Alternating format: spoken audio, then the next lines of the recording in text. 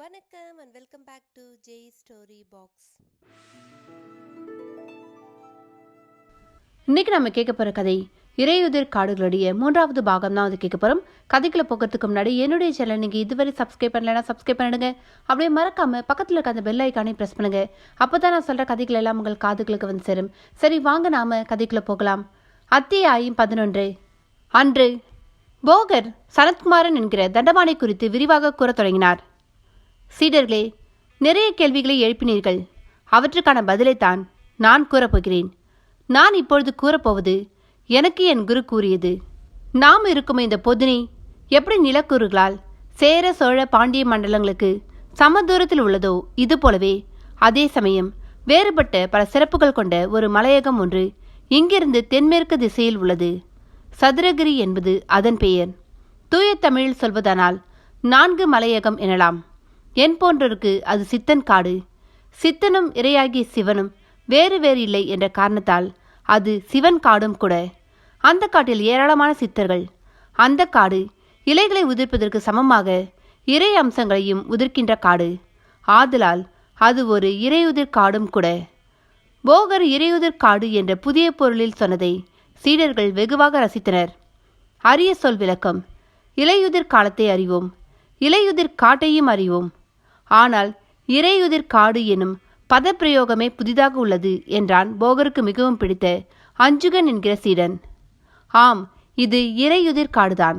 செந்தமிழின் மற்றொரு பொருளில் சொல்வதானால் இது இறையுதிர் காடும் கூட. இந்த இறை இறைவனுக்கானதல்ல, ஆனால் அவனையொத்த உணவை குறிப்பது.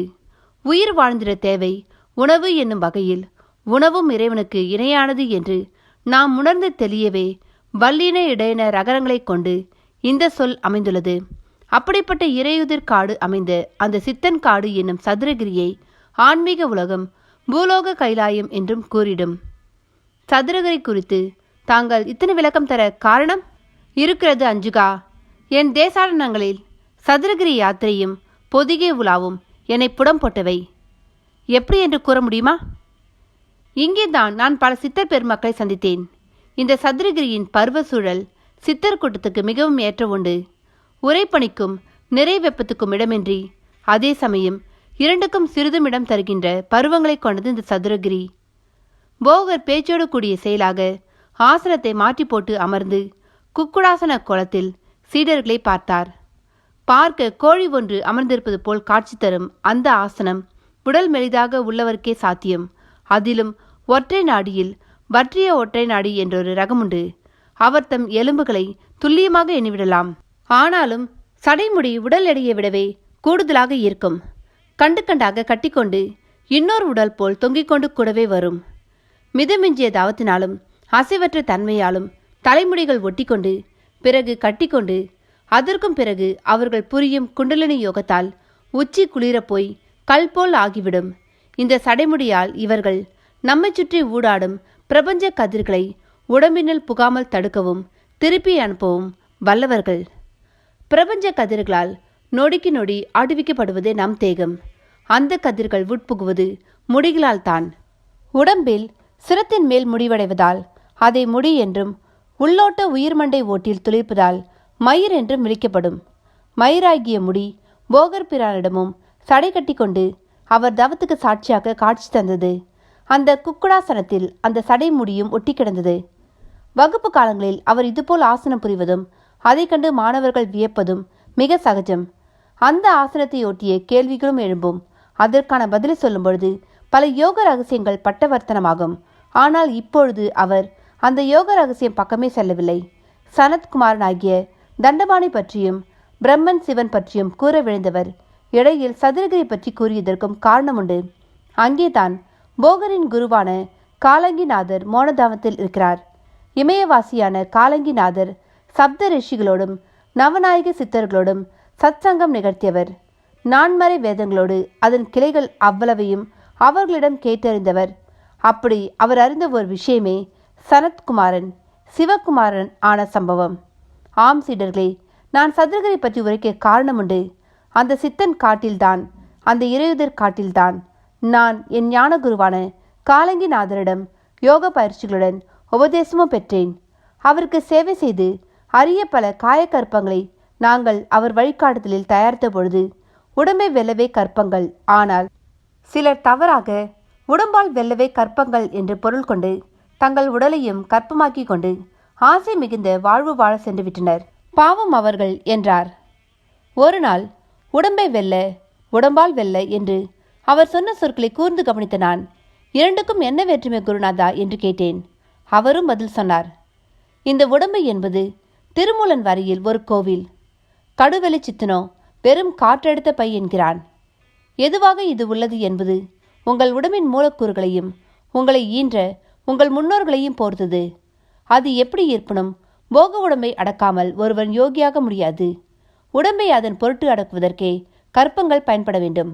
ஆனால் கற்பங்களால் உடம்பை உறுதிப்படுத்தி கொண்டு யோக வாழ்வு வாழாமல் போக வாழ்வு வாழ முற்படுவது மோசமான விளைவுகளை உருவாக்கிவிடும்.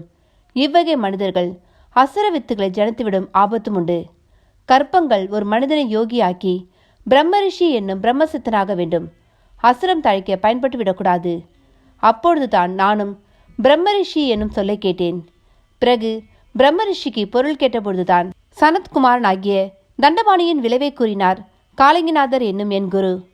போகர் தண்டபாணி குறித்து தான் அறிந்த விதத்தை கூறும்பொழுது அந்த சீடர்கள் பொதிகை சதுரகிரி மலைத்தளங்களை பற்றி அறிந்து கொண்டதோடு போகரின் குருவான காலங்கிநாதரை பற்றியும் அறிந்து கொண்டனர். தொடர்ந்து சனத்குமாரனின் வாழ்வுக்குள் புகழானார் போகர். அருமை சீடர்களே, சனத்குமாரன் யார் என்பதோடு அவர் கண்ட சொப்பனம் குறித்தும் அறிந்தோம் அல்லவா? அந்த சொப்பனப்படி சனத்குமாரர் அசுரர்களோடு எப்படி சண்டையிடப் போகிறார் என்று பார்ப்போம். ஒரு சமயம் பார்வதி தேவியானவள் பரமேஸ்வரன் சகிதமாக பிரம்மாவின் இருப்பிடமான சத்தியலோகம் வந்தாள். பிரம்மா இருவரையும் வணங்கி வரவேற்றார். ஆனால் அங்கிருந்த சனத்குமாரர் எந்த சலனமுமின்றி இருவரையும் பார்த்தபடி இருந்தார். தங்களை காண பல உயிர்கள் தவமிருக்கும் நிலையில் தங்களை கண்டும் ஒருவன் சலனமின்றி இருக்கிறானே என்று வியந்த பார்வதி பரமேஸ்வரனை பார்த்திட, பரமேஸ்வரனோ பதிலுக்கு பந்தனங்கள் சனத்குமாரா என்று சனத்குமாரனை முதலில் வழங்கினார்.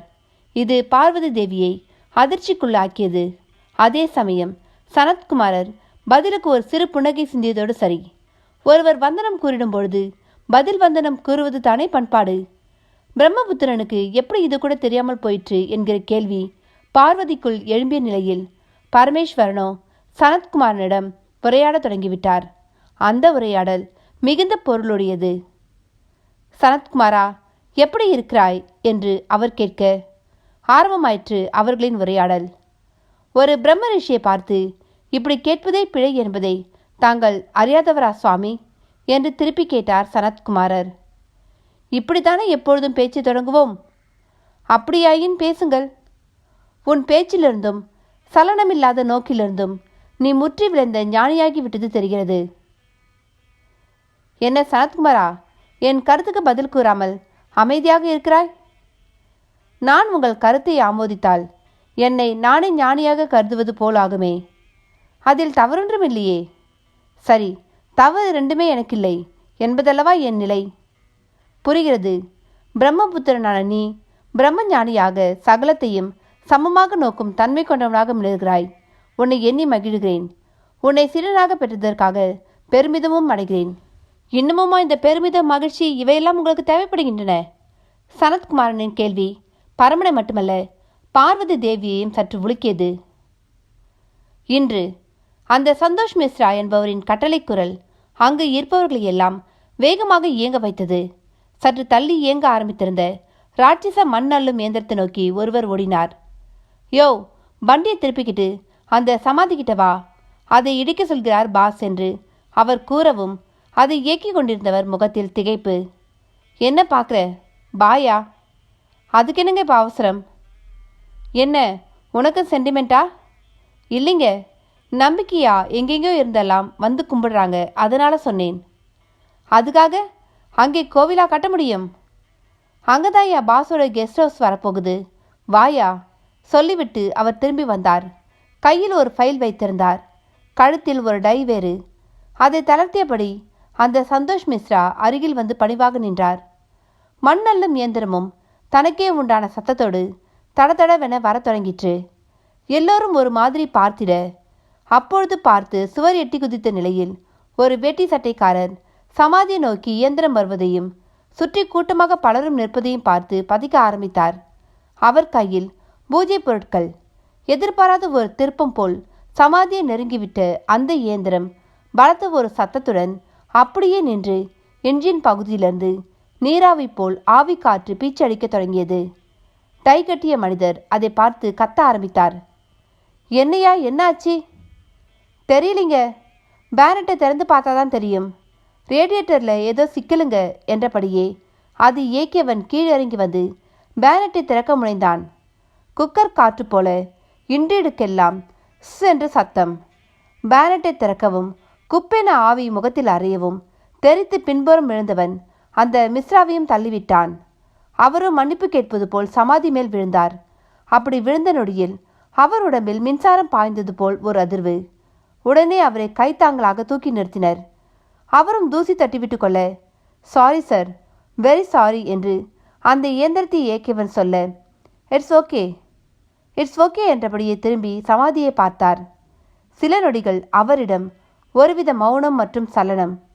சமாதி முகப்பில் தெரிந்த பிரம்மாண்ட ராஜவுடையார் 1832 1932 என்கிற எழுத்துக்கள். அது என்ன என்று அவரை ஆங்கிலத்தில் கேட்க வைத்தன.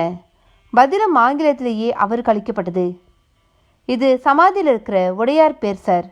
1832 பிறந்த அவர் 1932 அவர் பிறந்த அதே தேதி அதே நட்சத்திரத்தில் இந்த சமாதிக்குள்ள ஐக்கியமாட்டி தான் சொல்வாங்க என்றார் அவரை சுற்றியிருந்தவர்களில் ஒருவர். ரியலி? Yes sir.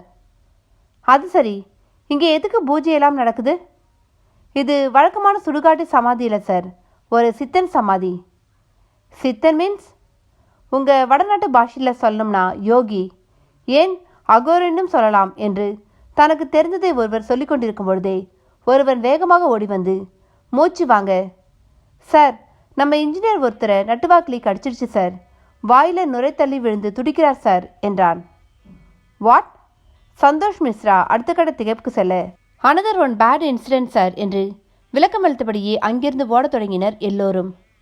ஓங்கலாக வளர்ந்திருந்த மருது மரத்துக்கு கீழே அந்த இன்ஜினியர் விழுந்து கிடக்க, வாயெல்லாம் புகு புகுவென நுரை, உடம்பிலும் ஒருவித முறுக்கு. எல்லோரும் அங்கு வந்து சேர்ந்த நிலையில் மரத்தின் மேலிருந்து ஒருவன் கயிறு ஒன்றை விழுது போல் தொங்கவிட்டவனாக சர்ரென அதில் இறங்கி தரையை தொட்டு நின்றான். சிலர் வாட்ச்மேன் கிழவரின் கட்டிலை தூக்கி வந்து அதில் உடம்பை தூக்கி போட்டு ஆஸ்பத்திரிக்கு செல்ல துரிதமாகினர். மரத்தின் அடியில் மிதித்து கொள்ளப்பட்ட நட்டுவாக்கிலி தேளின் கருத்து உடம்பு கிடந்து பார்ப்பவர்களை ஒரு மிரட்டு மிரட்டியது. ஆத்தாடி, எம்புட்டு பெரிய தேளு என்றான் கூலிக்கு மரம் அறுக்கும் ஒருவன். சார், இந்த மரத்தை இன்னைக்கு துப்புரவா விட்டுட்டு தான் மறுவேளை பார்க்கணும்னு சார் சொன்னார். நான் மேலே போய் கைத்து கட்டிட்டு வரேன். முக்கால்வாசி வெட்டின பிறகு கைத்தால இழுத்தா மரம் சாஞ்சிடும்னு சொல்லி நான் மேலே ஏறினேன். மேலே இருந்து கைத்தை கட்டும்பொழுது கீழே சத்தம் கேட்டது. பார்த்தா இந்த நட்டுவாக்கிலி சாரோட தலை மேலே விழுந்து அப்படியே சட்டை காலர் வழியா கழுத்து பக்கம் இறங்கி நல்லா போட்டுருச்சு. மரத்து மேலே கிளையில தான் இருந்திருக்கு. நான் மேலே ஏறவும் கிளை அதிர்ந்து உதிர்ந்து மேலே விழுந்துருச்சு. மேலே இருக்கிற எனக்கு கையும் ஓடலை காலும் ஓடலை சார். அதுக்குள்ளே சாரை தட்டி விட்டுட்டு அது கீழே விழுந்ததில் ஷூ காலால் மிதிச்சும் கொண்டுட்டாரு.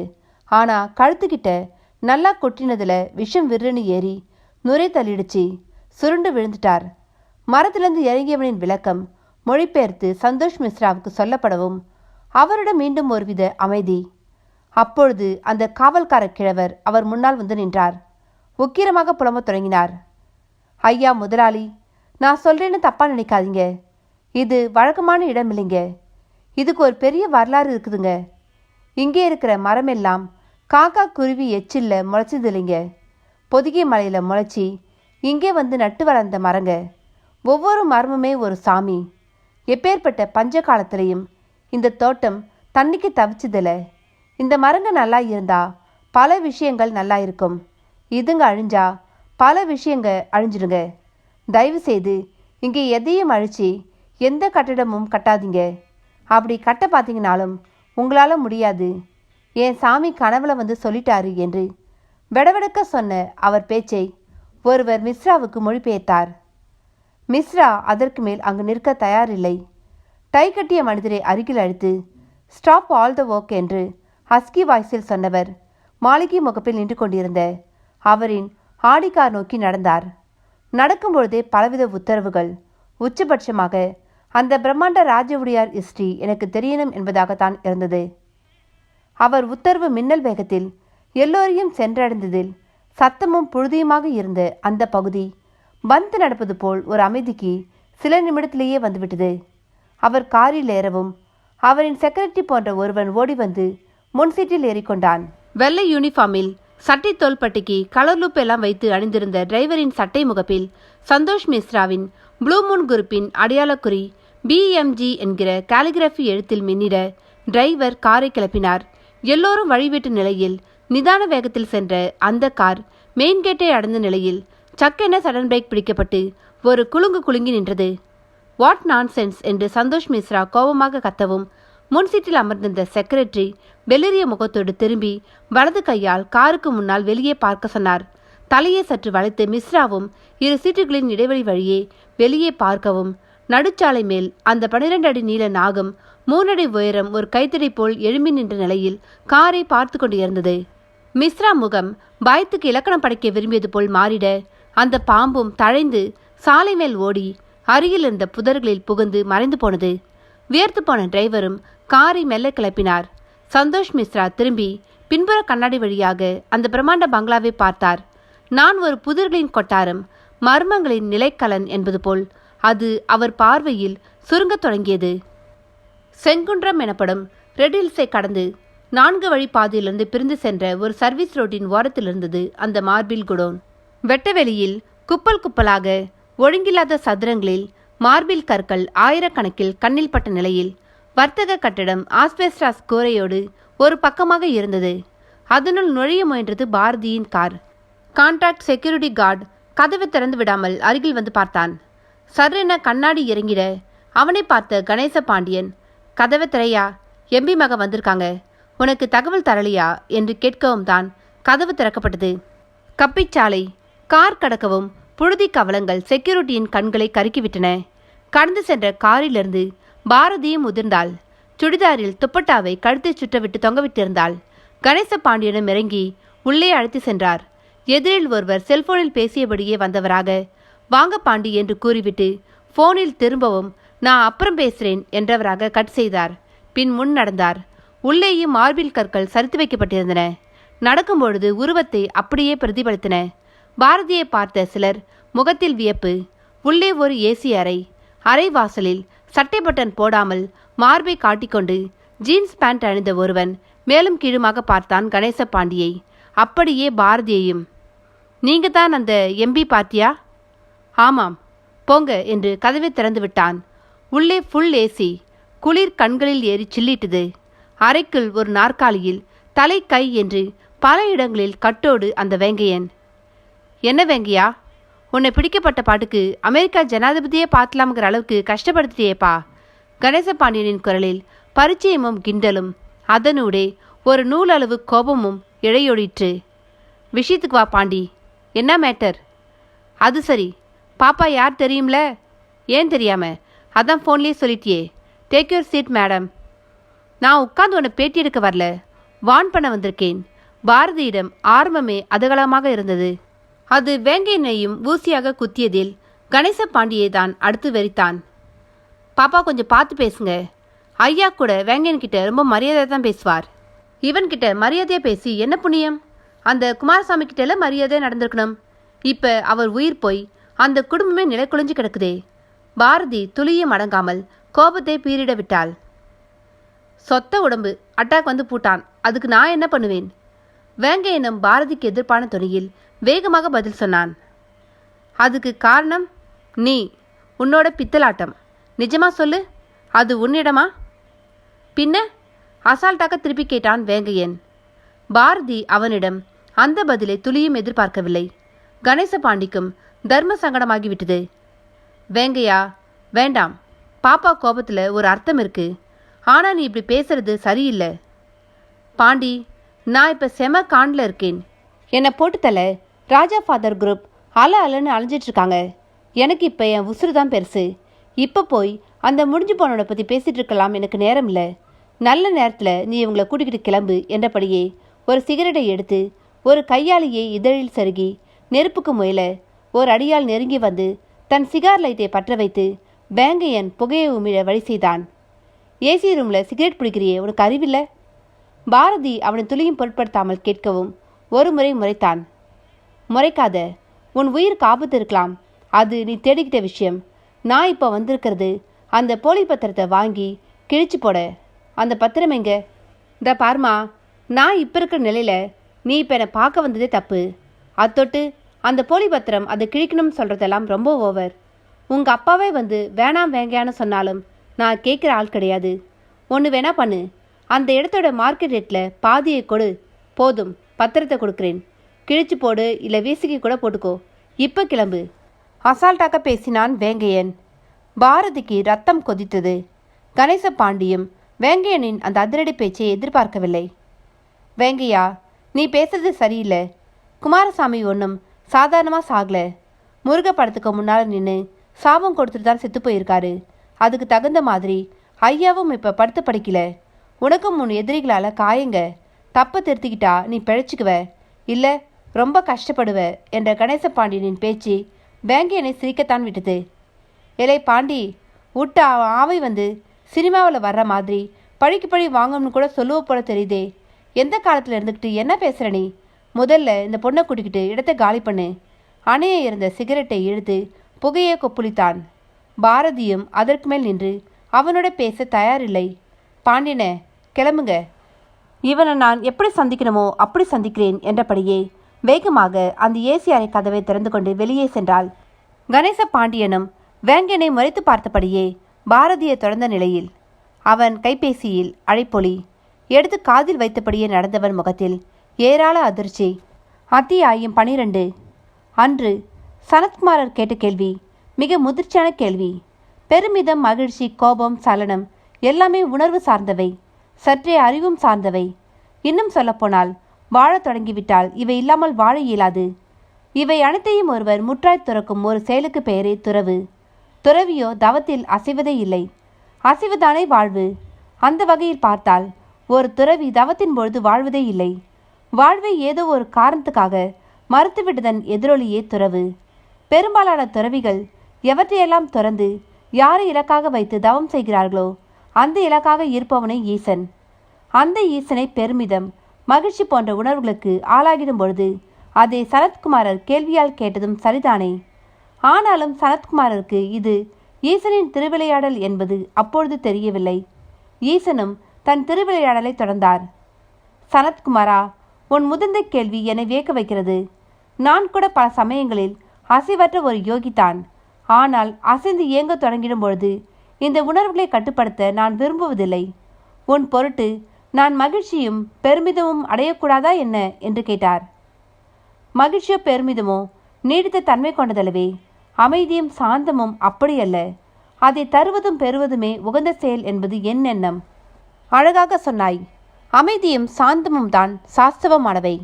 எல்லா உயிர்களுக்கும் தேவைப்படுவதும் அவையே. ஆனால் இன்று தேவருலகமே அமைதி, சாந்தம் மட்டுமல்ல, மகிழ்ச்சி பெருமிதமின்றி ஏதுமின்றி தத்தளித்து கொண்டிருக்கிறது. அதன் காரணத்தை நானும் அறிவேன். ஒருவன் எப்பொழுது தான் தான் பெரியவன் என்று கருதுகிறானோ அப்பொழுதே அவனுக்கு ஒரு எதிரி உருவாக்கி விடுகிறான். பிறகு அவனை பகைவனாக கருதி போராட தொடங்குகிறோம். தேவர்களும் அப்படித்தான்.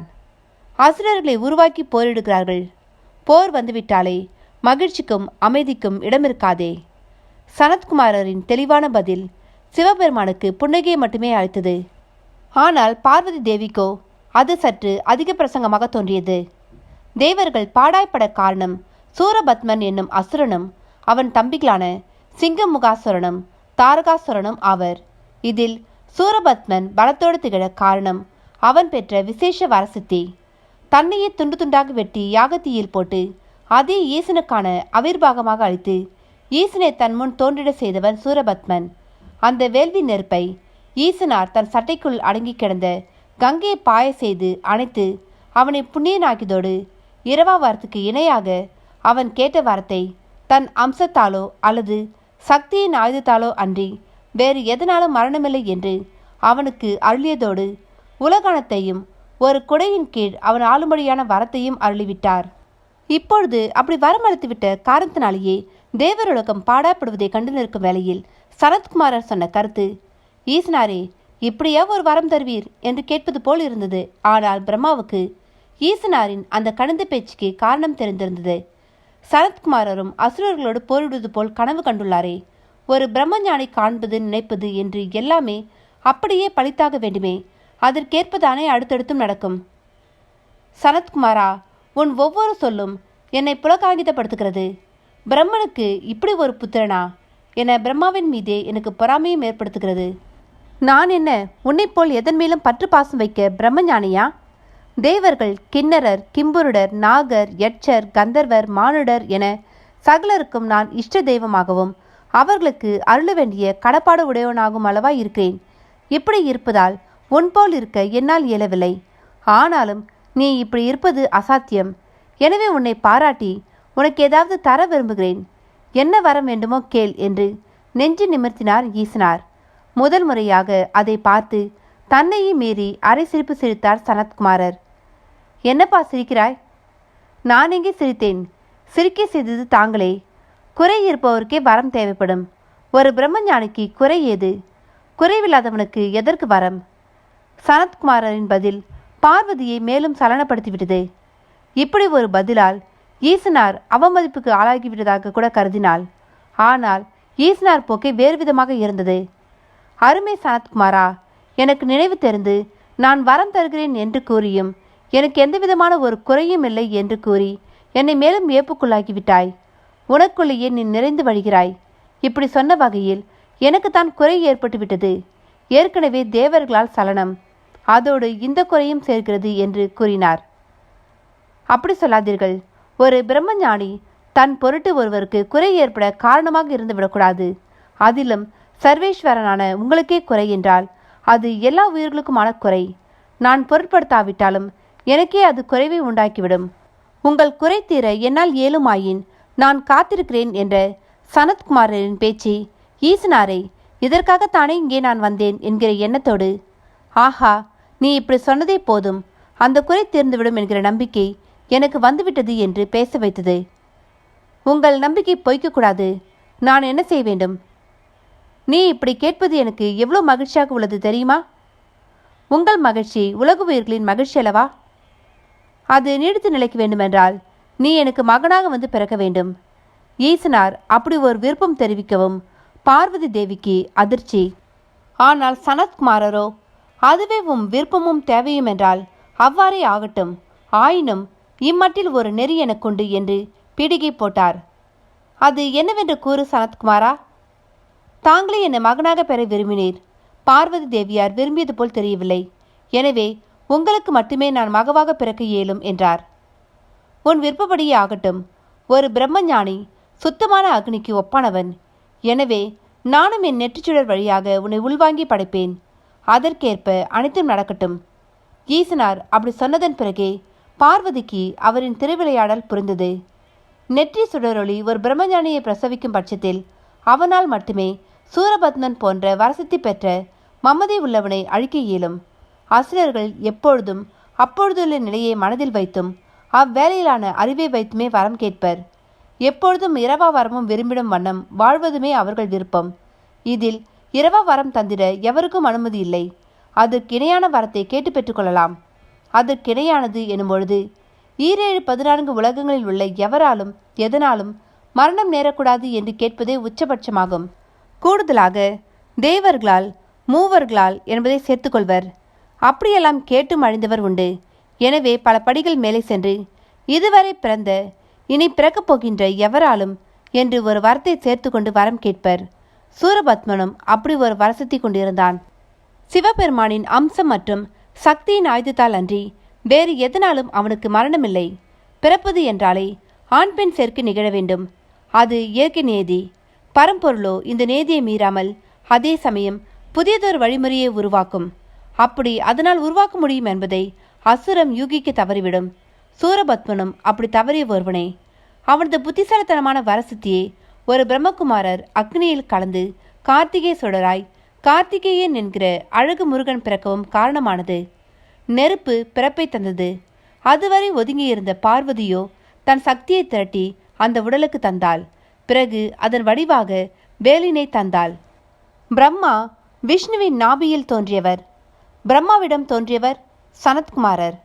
சனத்குமாரரை பிறகு ஈசனார் நெற்றிக்கண் வழி விசேஷமாய் தோன்றினார். சக்தியும் தன் சக்தியெல்லாம் அளித்தாள். இப்படி 4 கலப்பில் உலகம் முருகனை பெற்றது. முருகனும் சூரபத்மனை அழித்து பிறகு ஆட்கொள்ளவும் செய்தான். முன்னதாக முற்பிறவி அப்பனிடம் வேதப்பொருள் கேட்பது போல் கேட்டு நாடகமாடினான். இப்பிறவி அப்பனுக்கே பிரணவத்துக்கு பொருள் சொல்லி குருநாதன் ஆனான். மொத்தத்தில் செருக்குள்ள ஒரு புத்திசாலி அசுரனால் உலகம் ஒரு பிரம்மஞானியை, அக்னி சொரூபனை, சக்தி சாரனை அடைந்தது. இப்படிப்பட்டவனோ ஒரு ஞானப்பழம் பொருட்டு தன்னை தண்டபாணியாக ஆக்கி கொண்டு பொதுனியை பழனியாக்கினான். அந்த தண்டபாணி சொரூபமே ஒரு செய்தி. அகந்தை கொள்ளாதே, பேராசை கொள்ளாதே, ஞானமே அழியா செல்வம். இதுவே அந்த செய்தி. போகர் தண்டபாணிக்கான சகலத்தையும் கூறி முடித்தார். சீடர்களுக்குள் ஒரு பிரகாசம். இன்று காரை நெருங்கிவிட்ட பாரதி திரும்பி கணேச பாண்டியனை பார்த்தாள். அவன் ஸ்தம்பித்து நிற்பது போல் தெரிந்தது. அண்ணே என்றாள். ஆனால் அவனிடம் பதிலில்லை. அண்ணே, உங்களைத்தான். என்னாச்சு என்று உரத்த குரலில் பேசி அவனை கலைத்தாள். அவனும் அவளை மலங்க மலங்க பார்த்தான். என்னென்ன? நான் பயந்த மாதிரியே எல்லாம் நடக்குது பாப்பா. புரிகிற மாதிரி சொல்லுங்க. அந்த எஸ்ஐ ரவிக்குமாருக்கும் ஆக்சிடெண்ட் ஆயிடுச்சான் பாப்பா. வாட்? ஆமாம் பாப்பா. ஆஸ்பத்திரியில் நம்ம ஐயாவை பார்த்துட்டு திரும்பி போகும்பொழுது தண்ணி லாரி மேலே மோதி அவரும் இப்போ ஆஸ்பத்திரியில்.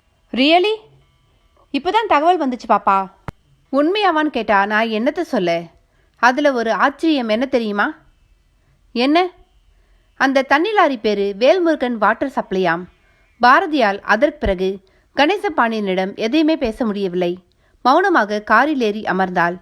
ஒரு புறம் வேங்கையனின் அலட்சியம், மறுபுறம் எஸ். ரவிக்குமாரின் விபத்து. இரண்டும் அவளுக்குள் இனம் புரியாத குழப்பத்தை ஏற்படுத்தியிருந்தன. கணேசபாண்டியனும் ஏறிக்கொள்ள கார் புறப்பட்டது. சிறிது தூரம் சென்ற நிலையில் கணேசபாண்டியன் திரும்பி பாரதியை பார்த்தார். அவள் தன் கைபேசியில் ஆசிரியர் ஜெயராமனை தொடர்பு கொள்ள முனைந்திருந்தாள். பாப்பா? கணேசபாண்டியன் குரல் அவளின் நிமர்த்தியது. மௌனமாய் வெறித்தாள். எனக்கெனவோ அந்த குமாரசாமி ஆத்மா தான் எல்லாம் பண்ற மாதிரி தெரியுது பாப்பா. இதுல இந்த வேங்கையன் நிச்சயமா உசுரோடு இருக்க போறதில்லன்னு தோணுது. கொஞ்சம் பேசாம வாங்கண்ணே. என் மனசுல பட்டதை சொன்னேன் பாப்பா. செத்துட்ட எல்லோரும் இப்படி ஆவியா வந்து பழி வாங்க முடியும்னா கோர்ட்டு போலீஸ்னு எதுவுமே தேவையில்லைண்ணே. இந்த குமாரசாமியை விட கோரமா கற்பழிக்கப்பட்ட எல்லாம் பல பெண்கள் கொல்லப்பட்டிருக்காங்க. அவங்க எல்லாம் தங்களுக்காக இல்லாட்டியும் சமூக நலத்துக்காக ஆவியா வந்து அந்த காமவெறியன்களை அழிச்சு ஒழிக்கலாம். நீங்க சொல்றது சாத்தியம்னா இது எல்லாமும் நடந்திருக்கும். ஆனா அப்படியெல்லாம் நடந்திருக்கா? எனக்கு தெரிஞ்சு எத்தனை கிரிமினல்கள் உல்லாசமா வாழ்ந்துட்டு இருக்காங்க தெரியுமா? இனிமே இந்த ஆத்மா உப்மான்னு என்கிட்ட பேசுனீங்க, நடக்கிறதே வேற. கணேசபாண்டியனை தெளிவாக கண்டித்தவள் கைபேசி வழியே ஆசிரியர் ஜெயராமனை பிடித்தாள். எஸ் பாரதி சார், உங்களை கொஞ்சம் பார்த்து பேசணும் சார். இதுக்கு எதுக்குமா ஃபோன்லாம் பண்ணிக்கிட்டு? நேராக வர வேண்டியது தானே சார். நாட்டில் பரபரப்பாக பல விஷயங்கள், பார்லிமெண்ட் எலெக்ஷன் வேறு வரப்போகுது. அதனால நீங்கள் பிஸியாக இருப்பீங்கன்னு தான் ஃபோன் பண்ணினேன் சார். சமுத்திரம்னா எப்பவும் அலைய இருக்கிற மாதிரி ஒரு விஷயம் நம்ம விஷயம். நீ நேரில் வா பேசுவோம். அந்த பதிலோடு கைபேசியை அவள் முடக்கவும், பாப்பா நான் ஆஸ்பத்திரியில் இறங்கிக்கிட்டுமா என்று கேட்டார் கணேசபாண்டியன். சொல்கிறேன்னு தப்பாக எடுத்துக்காதீங்க பாப்பா. உங்கள் கேள்வி வாஸ்தவந்தான். ஆனால் அதுக்காக எல்லாம் ஆத்மா எல்லாம் பொய்யுங்கிறத நான் ஒத்துக்க மாட்டேன். என் குடும்பத்தில் ஒருத்தர் உண்டிக்குழி சாவியை ரகசியமாக வச்சிருந்தார். எதிர்பாராமல் அவர் செத்துடவும் சாவி இருக்கிற இடம் தெரியாமல் ரொம்ப கஷ்டப்பட்டோம். கடைசியில் சாம கோடாங்கிக்கிட்ட போய் குறி கேட்கவும் செத்தவரே அவர் மேலே வந்து சாவி இருக்கிற இடத்தை சொன்னார். போய் பார்த்தா சாவியும் அங்கனே இருந்துச்சு. இது நான் கண்ணார கண்ட விஷயம். கணேசபாண்டியனின் பதில் அழுத்தம் பாரதியை சலிப்போடு பார்க்க செய்தது. பாப்பா, நான் காரணம் இல்லாமல் இதை சொல்லலை. அந்த குமாரசாமி குடும்பத்துக்கு எவ்வளோ சீக்கிரம் நல்லது செய்கிறோமோ அவ்வளோ சீக்கிரம் செய்துறது நல்லது. இல்லாட்டி எல்லாம் கைமீறிடும். கணேசபாண்டியன் கைமீறிடும் என்று ராஜா மகேந்திரனையும் உட்படுத்தி சொல்லவும் பாரதிக்கு சுரீர் என்றது. கார் ஆஸ்பத்திரி நோக்கி சென்றபடி இருந்தது. கைமீறிடும்னா என்னென்ன அர்த்தம்? எனக்கு புரியல. பாரதி எரிச்சலோடு கேட்டாள். இல்லை பாப்பா, அந்த வேங்கையன் செத்து வச்சாலாம் கூட நம்ம பிரச்சனை தீராது. அவனுக்கு 3 பொண்டாட்டி. அவளுங்க அது எங்கள் இடம்னு சொந்தம் கொண்டாடத்தோடு இவனை மாதிரியே பணம் கொடுத்தா பத்திரத்தை தரோம்னு சொல்லுவாளுங்க. சரியான குந்தானிங்க. பிரச்சனை நின்றுக்கிட்டு தான் போகும். அதுக்கு என்ன செய்யணும்னு சொல்கிறீங்க? அவன் கேட்ட அந்த பாதி விலையை கொடுத்துடலாம் பாப்பா. அதுக்கு நம்ம செருப்பால நாமளே நம்மளை அடிச்சுக்கலாம். இல்லை பாப்பா, உங்கள் பத்திரிக்கையில் எழுதுவதால எல்லாம் எதுவும் நடக்காது. அவன் மறத்து போனவன். நான் எப்போ எழுத போறேன்னு சொன்னேன்? இல்லை, அப்படி ஒரு எண்ணம் இருந்தா அது வேலைக்கு ஆகாதுன்னு சொல்கிறேன். கொஞ்சம் பேசாம வாங்க, என்னை கொஞ்சம் யோசிக்க விடுங்க. அவள் அதட்டவும் அடங்கி போவதை தவிர கணேசபாண்டியனுக்கும் வேறு வழி தெரியவில்லை. துரியானந்தத்தின் வீடு. அந்த பெட்டியோடு உருண்டு புரண்டு கொண்டு இருந்தான் குமரேசன். முண்டா பனியனும் லுங்கியுமாய் கையில் ஒரு திருப்புலியுடன் அதையே வெறிக்க பார்த்தபடி நின்றிருந்தான்.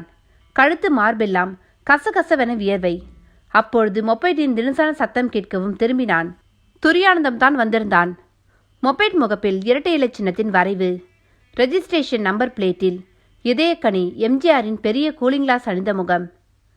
என்னடா இன்னுமா இத்தனை திறக்கல என்ற கேள்வியோடு மொப்பைட்டை ஸ்டாண்ட் போட்டு நிறுத்திவிட்டு உள்ளே வந்த துரியானந்தத்தை குமரேசன் பெரிதாய் பொருட்படுத்தவில்லை.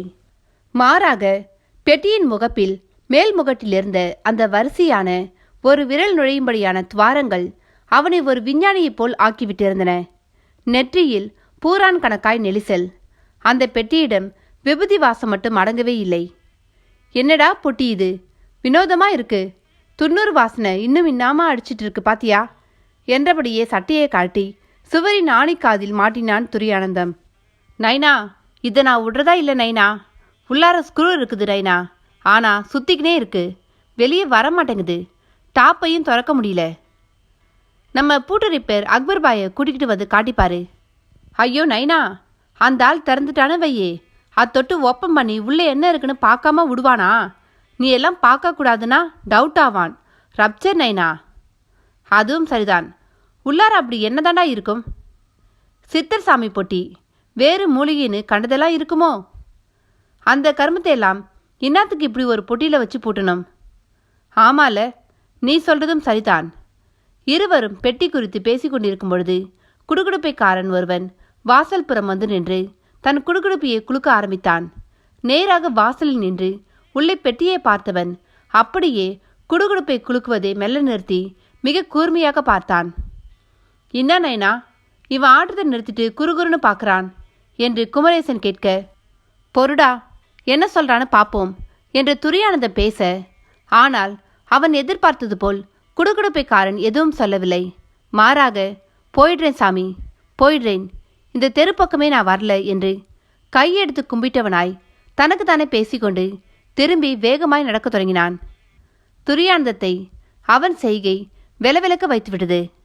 குமரேசனும் பாதி காற்று போய் மீதி காற்றில் குழந்து போய்விட்ட பிளாஸ்டிக் பந்தை போல் ஆகிவிட்டிருந்தான். குமரு, ஏதோ கோளாறுடா.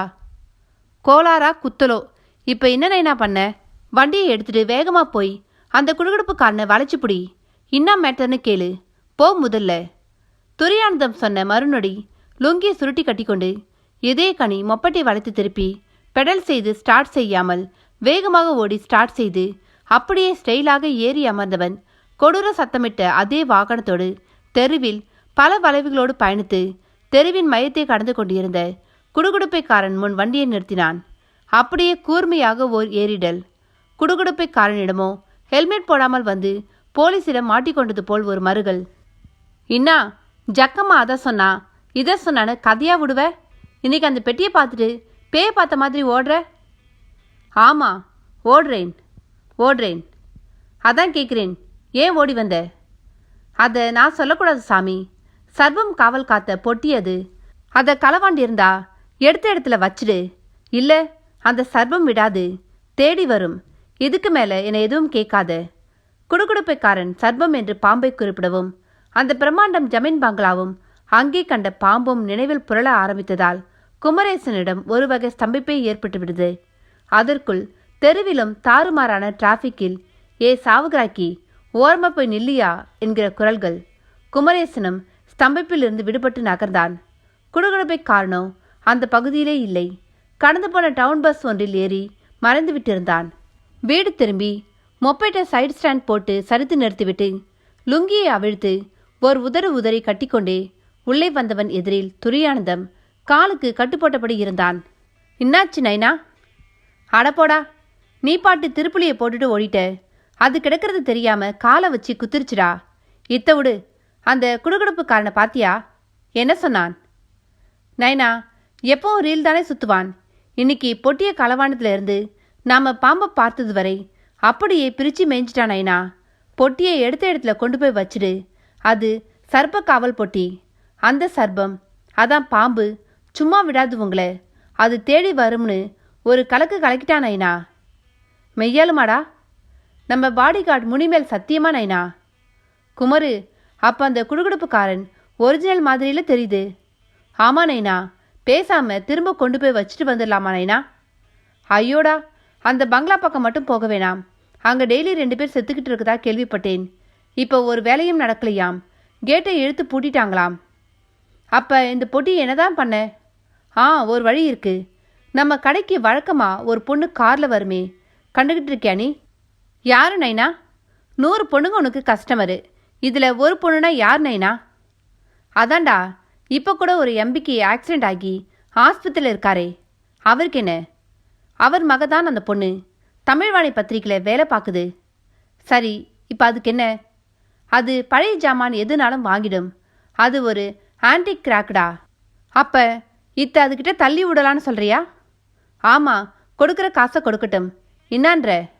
சரி நைனா, நான் இப்போவே அப்புறம் அந்த முக்காலி ஹார்மோனியம் போட்டின்னு எல்லாத்தையும் நம்ம ட்ரைசைக்கிளில் போட்டு கடைக்கு எடுத்துகிட்டு வந்துடுறேன். நீ சோறு துணை தானே இப்போ வந்த? ஆமாடா. அது சரி, உங்கள் அம்மா எங்கடா பூட்டா? இப்போ கேளத என்று அவன் வாயை திறக்கும் பொழுதே குமரேசனின் தாயான காயாம்பு முண்டக்கணி அம்மன் கோவில் பிரசாதத்துடன் சற்றே கெந்தி கெந்தி வந்தபடி இருந்தாள். அடியே, இன்னாடி கெந்திர? அட போய்யா, எல்லாம் இந்த பொட்டியால் வந்தவனே. இதை இழுத்து போட்டு அது மேலே ஏறி மேலே சேர்ந்துல இருந்த முறத்தை எடுக்க போனேன். சுன்னு ஒரு சத்தம் கேட்கவும் பயந்து விழுந்துட்டேன். காலில் நல்ல அடி. சுன்னு சத்தமா?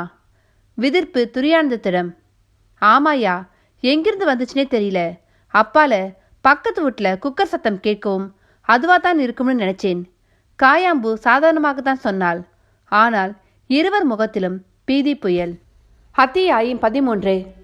அன்று போகரபிரான் தண்டபாணிக்கான பின்புலத்தை கூறி முடித்தார். பின் தன் சீடப்பிள்ளைகளை பார்த்து, தண்டபாணியை பற்றி அறிந்த நிலையில் அவன் குறித்து எண்ணங்களோடு கலந்திடுங்கள். நாளை இங்கே திரும்ப கூடியிடும் சமயம் வினாக்கள் இது தொடர்பாய் எழும்பினால் கேளுங்கள் என்று அவர்களை களைய செய்தார்.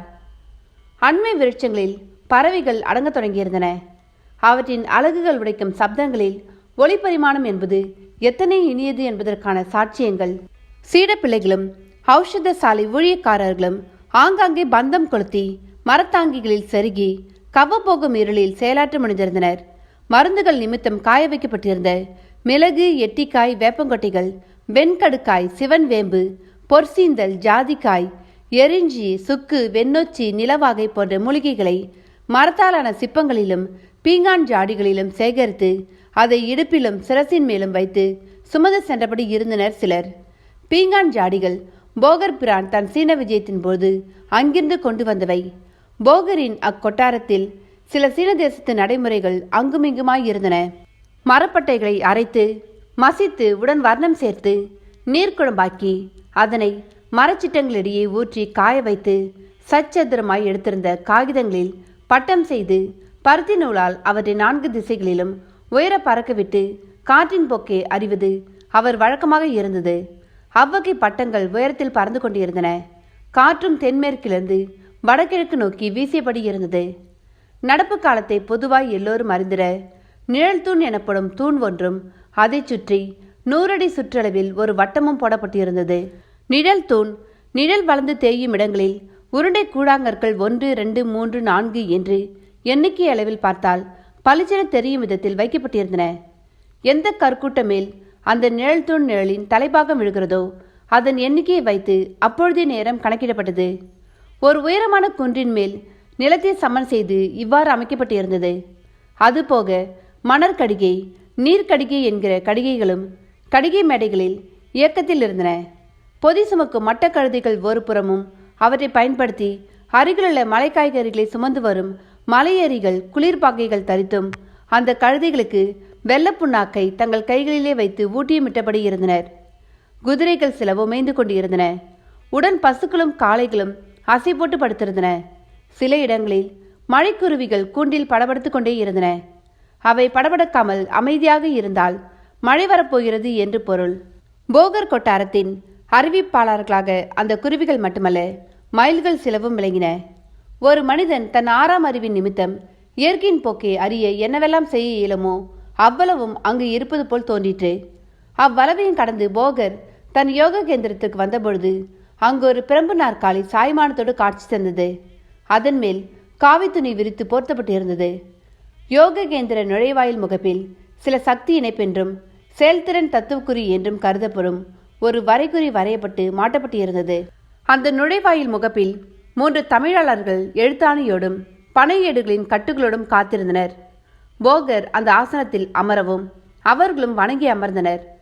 ஒரு சீடன் மரக்குவளை ஒன்றில் மிளகு தட்டிய பருக தகுந்த சூட்டுடன் வெந்நீர் கொண்டு வந்து தந்தான். அதை பருகிய போகர் எழுத்தாணியர்களை பார்த்தார். அதில் முதலில் அமர்ந்திருந்தவர் அருணாச்சல கிழார். என்ன கிழாரே, நேற்று நான் இறுதியாக கூறியது எதை பற்றி என்று கேட்டிட, கிழாரும், பிரானே, தாங்கள் அண்டப்பிண்டம் பற்றி கூறத் தொடங்கியுள்ளீர் என்றார். அண்டப்பிண்டம் ஒரு அகப்புற சமாச்சாரம். நான் சொல்ல சொல்ல நன்கு கர்ணம் கொடுக்கணும், அதாவது காது கொடுக்கணும்.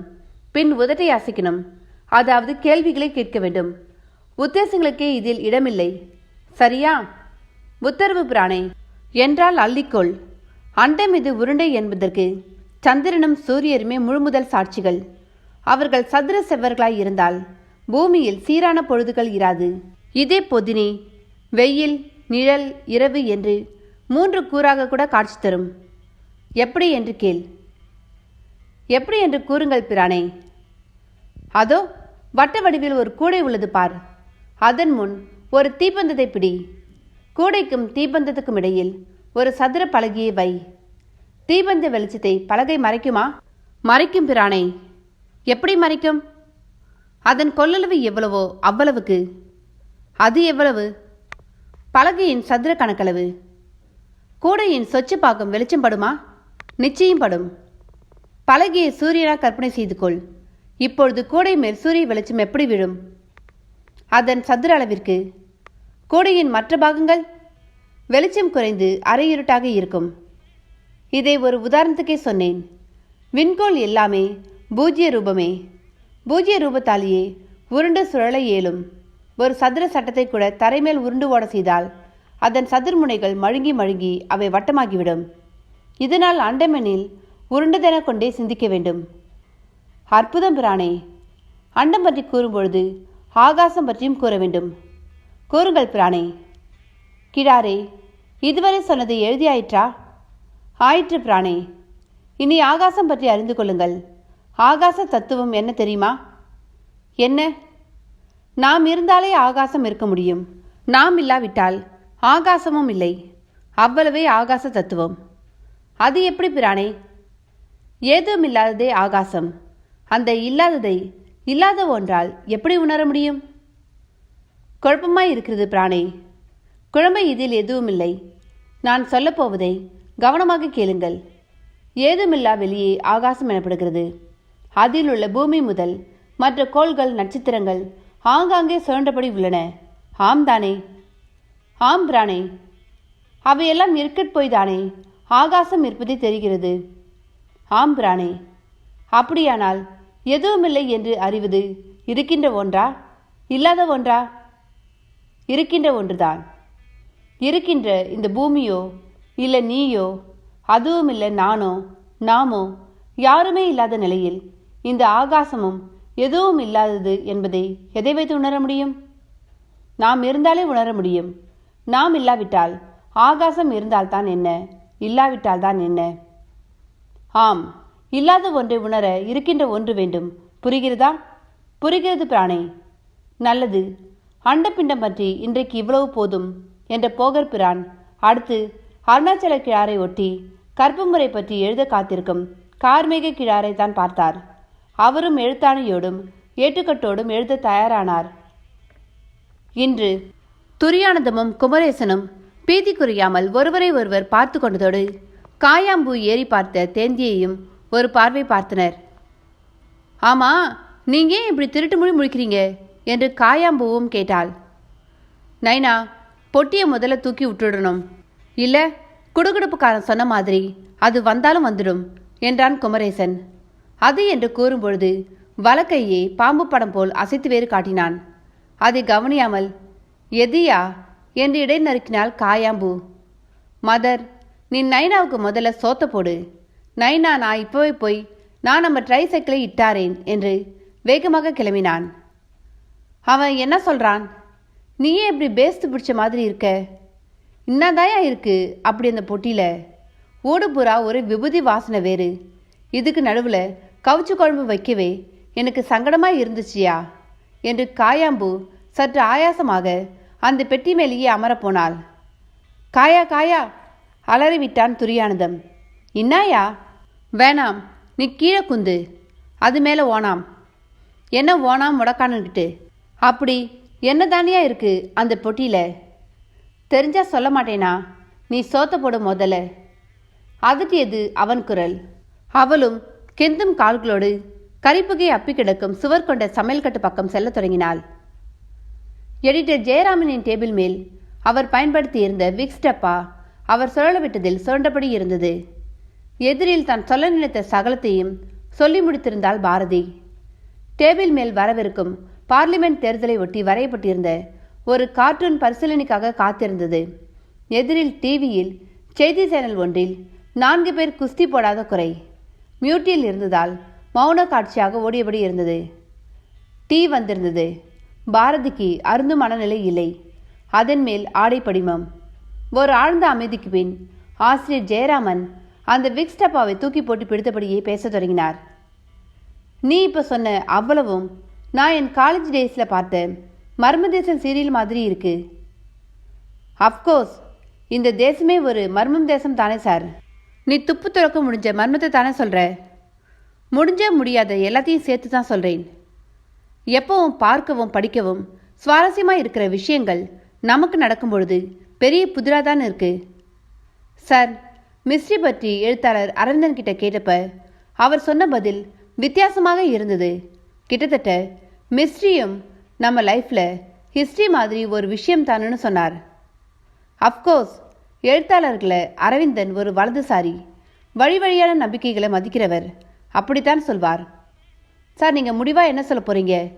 என் அப்பா வரையில் நடந்துட்டு இருக்க விஷயங்களில் அமானுஷ்யம் இருக்கிற மாதிரி தெரியுதா? நல்லாவே தெரியுது. அதே சமயம் இன்சிடென்ட்ஸை அமானுஷ்யமாக நாம் நினைக்கிறோமோ என்று கூட தோணுது. அப்போ தெளிவாக ஒரு முடிவுக்கு வர முடியலையா? வர முடியும். உன் அப்பா மூலம் நான் தெரிஞ்சுக்கிட்ட ஒரு கருத்தை இப்போ சொல்கிறேன். இந்த மாதிரி 2 பக்கமும் சமபலம் உள்ள விஷயங்களின் போது நாம் ஏதாவது ஒரு பக்கம் உறுதியாக நிற்கணும். எந்த பக்கம் நாம் உறுதியாக நிற்கிறோமோ அந்த பக்கம்தான் இறுதியில் ஜெயிக்கும். இந்த பதில் எனக்கு பிடிச்சிருக்கு சார். நானும் எப்போவும் நானாக இருக்க விரும்புகிறேன். என் வரையில் எல்லாமே இன்சிடென்ட் தான் சார். அப்போ இந்த கருத்தில் இருந்து மாறவே மாறாத. மற்றபடி இந்த கருத்துக்கேற்ப எப்படி நடந்துக்கணுமோ அப்படி நடந்துக்கோ. Thank you sir. அந்த வேங்கையின் விஷயத்தில் கமிஷனரை பார்க்கலாமா சார்? பார்க்கலாம். நம்ம இதழ் மேல் ரொம்ப மதிப்பு மரியாதையும் உடையவர் தான் கமிஷனர் கனகசிவம். ஆனால் அதனால பெரிய நன்மை உண்டாகும்னு தோணலை. போலீஸ் சப்போர்ட்டுடன் தானே சார் அவன் போலி பத்திரம் தயார் செய்திருக்கான். மிஸ்டர் ரவிக்குமார் சப்போர்ட்டுன்னு சொல். டிபார்ட்மெண்ட் இதற்கு பொறுப்பாகாது. எல்லா இடத்துலையும் ஒரு 5ஆம் படை நபர் இருக்கிறது இல்லையா? அப்படித்தான் இதுவும். அப்போ என்ன செய்யலாம் சார்? எனக்கு என்னமோ உங்கள் அப்பாவால் மட்டுமே அவனை வழிக்கு கொண்டு வர முடியும்னு தோணுது. இதில் அவர் தானே முதல் குற்றவாளி. நிச்சயமா சார். அப்போ உன் யுத்தத்தை உன் அப்பா கிட்ட ஆரம்பி. தப்பு செய்தவரையே திருத்தத்தையும் செய்யவை. நல்ல ஐடியா சார். நீ எப்போ ரொம்ப க்யூட். ஆனால் இப்போ உன்கிட்ட நான் கொஞ்சம் பதட்டத்தை பார்க்குறேன். இல்லைனா உங்கள் அப்பா கிட்ட இருந்து தான் நீ உன் யுத்தத்தை ஆரம்பிச்சிருப்ப. அந்த வேங்கனை தேடி போயிருக்க மாட்டே. அவனை உன்னை வந்து பார்க்க வச்சிருப்ப. ஆசிரியர் ஜெயராமன் சொன்ன விதம் பாரதியை சுரீர் என தைத்தது. அவளுக்குள் ஒரு சிலிப்பும் ஏற்பட்டது. பார்க்க வைக்கிறேன் சார். என்றால் அற்புதமான ஒரு தொனியில். அதில் ஒரு மலையளவுக்கு நம்பிக்கை. பாரதியின் பங்களா. புதிய டிரைவர் அந்த டாடா சுமோவை நீல நிற வலைத்துணி கொண்டு கழுவி துடைத்துக் கொண்டிருந்தான். பின்புறம் டிக்கி திறந்திருந்தது. அதனுள் வேலைக்காரி அடைக்கலமும் அப்பாவின் ஆபீஸ் அசிஸ்டண்டான பானுவும் சுட்கேஸ், வாட்டர் ஜக், ஒரு பெரிய பூக்கொடை என்று ஒவ்வொன்றாக வைத்தபடி இருக்க பாரதியின் கார் உள் நுழைந்து நின்றது. இறங்கிய பாரதி சகலத்தையும் பார்த்தபடியே உள் நுழைந்திட பானுவும் அடைக்கலமும் பின்னாலேயே உள் வந்தனர். ஹாலில் முத்துலட்சுமி ஒரு ஷாலை போர்த்தி கொண்டு புதிய புடவை, நெற்றியில் பெரிதாய் விபூதிப்பட்டை என்று காத்திருந்தாள். கையில் டேபில் ஒரு வெப் சீரியலின் ஓட்டம். பாரதி வரவும் நிமிர்ந்தாள். டேப் அணைக்கப்பட்டது. என்ன கிழவி, மேக்கப் எல்லாம் பலமா இருக்கு, எங்க கிளம்பிட்ட? கிழவியா? நான் உன் பாட்டி. ஏன் கிழவினா கிரேடு குறையுதா? நீ பேசுறத பார்த்தா தெம்பா தெரியுதே. போன காரியம் நல்லபடி முடிஞ்சுதா? அந்த ரவுடி பையன் வழிக்கு வந்துட்டானா? கிழிச்சான். வெறுப்பாக தன் பேக்கை மோடா மேல் வைத்தபடியே நடந்ததே சொல்லத் தொடங்கினாள். அப்படியே பாவனையோடு அடைக்கலத்தை பார்த்து காஃபி கேட்டாள் உடல் மொழியில். அடைக்கலமும் வேகமாய் சமையல் கட்டு நோக்கி ஓட பானு கூர்மையாக கவனிக்க, எல்லாம் இப்ப உன் மகன் கையில தான் இருக்கு என்று பாரதி கூறி முடிக்கவும் முத்துலட்சுமியிடம் பலத்த பெருமூச்சு. மூச்சு விடுறதாலெல்லாம் பிரயோஜனம் இல்லை. உன் பிள்ளைய நான் விடுறதா இல்லை. நீயும் சொல்லு. வந்து சொல்றேன். இப்ப நான் புறப்படுறேன். எங்க? வேற எங்க? பழனிக்கு தான். உன் புள்ள ஹாஸ்பிட்டலில் இருக்காரு. விளையாடாத பாரதி. என் மனசு இப்ப இருக்கிற இருப்பு உனக்கு தெரியாது. உனக்கும் சேர்த்துதான் அவன்கிட்ட வேண்டிக்க போறேன். இந்த விஷயத்துல நான் உன் கட்சி இல்லை, அந்த கணேசபாண்டியனோட கட்சி. அவன் சொன்னதுதான் சரி. அந்த பெரியவர் ஆத்மா அலைய ஆரம்பிச்சிடுச்சு. அது அமைதி அடையல. உன் அப்பனும் ஒழுங்கா வீடு வர முடியாது. பாட்டி, பழனிக்கு போய் உன் முருகன் முன்னால அழறதால ஒரு புண்ணியமும் இல்லை. அதுக்கு என் கூட ஆஸ்பத்திரிக்கு வா. அப்பா கிட்ட பேசு. நானும் பேசுறேன். அப்பா அந்த வேங்கையன், சப் இன்ஸ்பெக்டர் ரவிக்குமார்னு 2 பேர்கிட்டையும் பேசட்டும். இவங்க ஒத்துக்கிட்டாலே போதும். அந்த குமாரசாமி குடும்பத்துக்கு ஒரு பிரச்சனையும் இல்லை. ஒரு 25 லட்சம் ரூபாயை நஷ்டஈடா கொண்டு போய் கொடுப்போம். அது அந்த பொண்ணு படிக்கவும் கல்யாணம் பண்ணவும் உதவியாக இருக்கும். ஒருவேளை அந்த குமாரசாமி ஆத்மா நீ சொல்ற மாதிரி அலைஞ்சிட்டு இருந்தா இதெல்லாம் செஞ்சாதான் சரியாகும். தப்பு செய்யறவங்க செத்து போறதால யாருக்கு என்ன புண்ணியம்? அவங்க திருந்தி நல்லவங்களா வாழ்ந்தா தானே எல்லோருக்கும் நல்லது. எல்லாம் சரி. உன் அப்பா இதுக்கு சம்மதிக்கணுமே. சம்மதிக்கணும். சம்மதிச்சாதான் நான் அவர் பொண்ணு. இல்லை வீட்டை விட்டே போயிடுவேன். அப்படியெல்லாம் சொல்லாத. உன் விருப்பப்படியே நான் நடக்கிறேன். ஆனா ஒன்று, என்னை இப்போ பழனிக்கு போக விடு. சென்னையிலிருந்து காரில் போக 8 மணி நேரம், அங்கே ஒரு 8 மணி நேரம், வர ஒரு 8 மணி நேரம், ஆக 24 மணி நேரம். ப்ளீஸ். முத்துலட்சுமி பேத்தி முன் கெஞ்சிட பாரதியும் போயிட்டு வா. உன் முருகனை நீ எல்லாம் எதுக்கு இருக்கேன்னு நான் கேட்டதா சொல் என்றாள். நீ கேட்குற விதத்தில் ஒரு தர்ம ஆவேசம் இருக்கு. அதை அவன் ரசிப்பான், கோபிக்க மாட்டான். வரேன் என்று மறக்காமல் முத்துலட்சுமி டேபோடு புறப்பட்டாள். பாரதிக்கு லேசாக சிரிப்பு வந்தது. கைபேசியில் அப்பொழுது ஒரு மெயில் வந்த சமிக்ஞை ஒலி. சோஃபாவில் கால் மேல் கால் போட்டபடி அமர்ந்து கைபேசியை இயக்கத் தொடங்கினாள். அடைக்கலமும் அப்பொழுது காஃபியோடு வந்தாள். காஃபி வாசம் நிமிர்த்தியது. கப்பின் மேல் உஷ்ண ஆவியின் பாலே டான்ஸ். வாங்கி சூப்பவும் கலந்து போனது. அப்பொழுதைய உடல் மன அழுத்தத்துக்கு மிக இதமாக இருந்தது. அற்புதம் அடைக்கலாமா? சந்தோஷம் கண்ணு. ஆமாம், எப்போ வந்தீங்க? எப்படி இருக்கா உங்கள் பேத்தி? அதுக்கு என்ன, பூச்செண்டா இருக்கா. பொண்ணு அவ நல்லா இருக்கா. என்ன சுருதி குறையுது? என்னம்மா பண்ண? பேத்தியை கொடுத்துட்டு அவன் கர்த்தர்கிட்ட போயிட்டான். என்னையே என்னால் சுமக்க முடியல. இப்போ இந்த பாரம் வேற. அடைக்கலம் சொன்ன விதத்தில் ஒட்டுமொத்த இந்திய பெண்களின் வாழ்க்கை பாரம் ஒரு மின்னல் போல் தோன்றி மறைந்தது. சிறிது நேரம் பேச்சு வரவில்லை. காஃபியும் குடிக்க பிடிக்கவில்லை. நீ குடி கண்ணு, ஆறுது பார். இது ஆறுனா கூட வச்சுக்கலாம். ஆனால் சுடுற உங்கள் மனசோடு ஆறணுமே. தலைக்கீழால இருக்கு. ஆமாம் கண்ணு, வீட்டுக்கு வீடு வாசப்படி. இங்கே நம்ம ஐயாவுக்கும் இப்படி ஆகும்னு நான் எதிர்பார்க்கல. அவருக்கு நல்லது நடந்திருக்கு அடைக்கலாமா. கொஞ்ச நாளாவது மந்திரி பதவிக்காக அலையாம வீட்டோட இருப்பார் பாருங்க. பாரதியின் அந்த பேச்சுக்கு மறுபேச்சு பேச அடைக்கலம் முனையவில்லை. தன் எல்லை தெரிந்து நிறுத்தி கொண்டாள். பானுவும் ஒதுங்கி அறைக்கு சென்று ராஜா மகேந்திரனுக்கு வந்திருக்கும் கடிதங்களை பார்த்து ஃபைல் செய்ய தொடங்கினாள். பாரதி மெயிலை திறக்கவும் அரவிந்தன் கதையின் முதல் அத்தியாயம்தான் கண்ணில் பட்டது. ஒத்திகை என்னும் தலைப்பின் இருபுறமும் கேரள கதகளி ஆடும் இரு கலைஞர்களின் வர்ணம் பூசிய முகம் இடம்பெற்றிருந்தது. வர்ணம் பூசியவரின் உண்மை முகத்தை வர்ணங்கள் மறைத்து கொண்டிருந்தன. நம் வாழ்விலும் வர்ணம் போல் பல விஷயங்கள் நம் உண்மைகளை மறைத்துக்கொண்டு வேடத்தாரிகளாகத்தான் நம்மை வைத்திருக்கின்றன. அரவிந்தனின் மேதமைக்கு அந்த இரு படங்களே போதுமானதாக இருந்தன. உடனேயே அது அவனுடன் பேச தூண்டியது. கைபேசி வழியே அழைத்தாள். Hello sir. எஸ் பாரதி. ஒத்திகையுடைய ஐகான், அதாவது அந்த கதகளி ஆடுறவங்க படம் சூப்பர். ஏதோ தோணுச்சு. கூகுள் ஆண்டவர் தான் எதை கேட்டாலும் தரவராச்சே. அந்த படங்களை டவுன்லோட் பண்ணி ஃபிட் பண்ணிட்டேன்.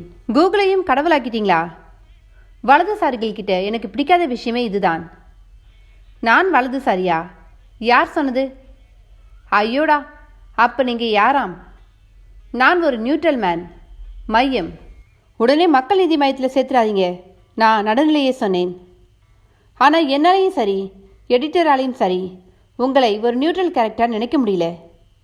ஐயோ, அவரும் தப்பாக நினச்சிட்ருக்காரா? தப்பா இல்லை, இதில் தப்பும் இல்லை. இல்லை பாரதி, என்னை இப்படி லெஃப்ட் ரைட்டுன்னு டிசைட் பண்ணுறது நிச்சயம் தப்பு தான். ஓகே விடுங்க, நான் சும்மா பேச்சுக்கு சொன்னேன். போகட்டும். என்கிட்ட நிறைய பேசணும்னு சொன்னீங்களே. ஆமாம், எடிட்டர்கிட்ட பேசிட்டேன். இப்போ தெளிவாக இருக்கேன்.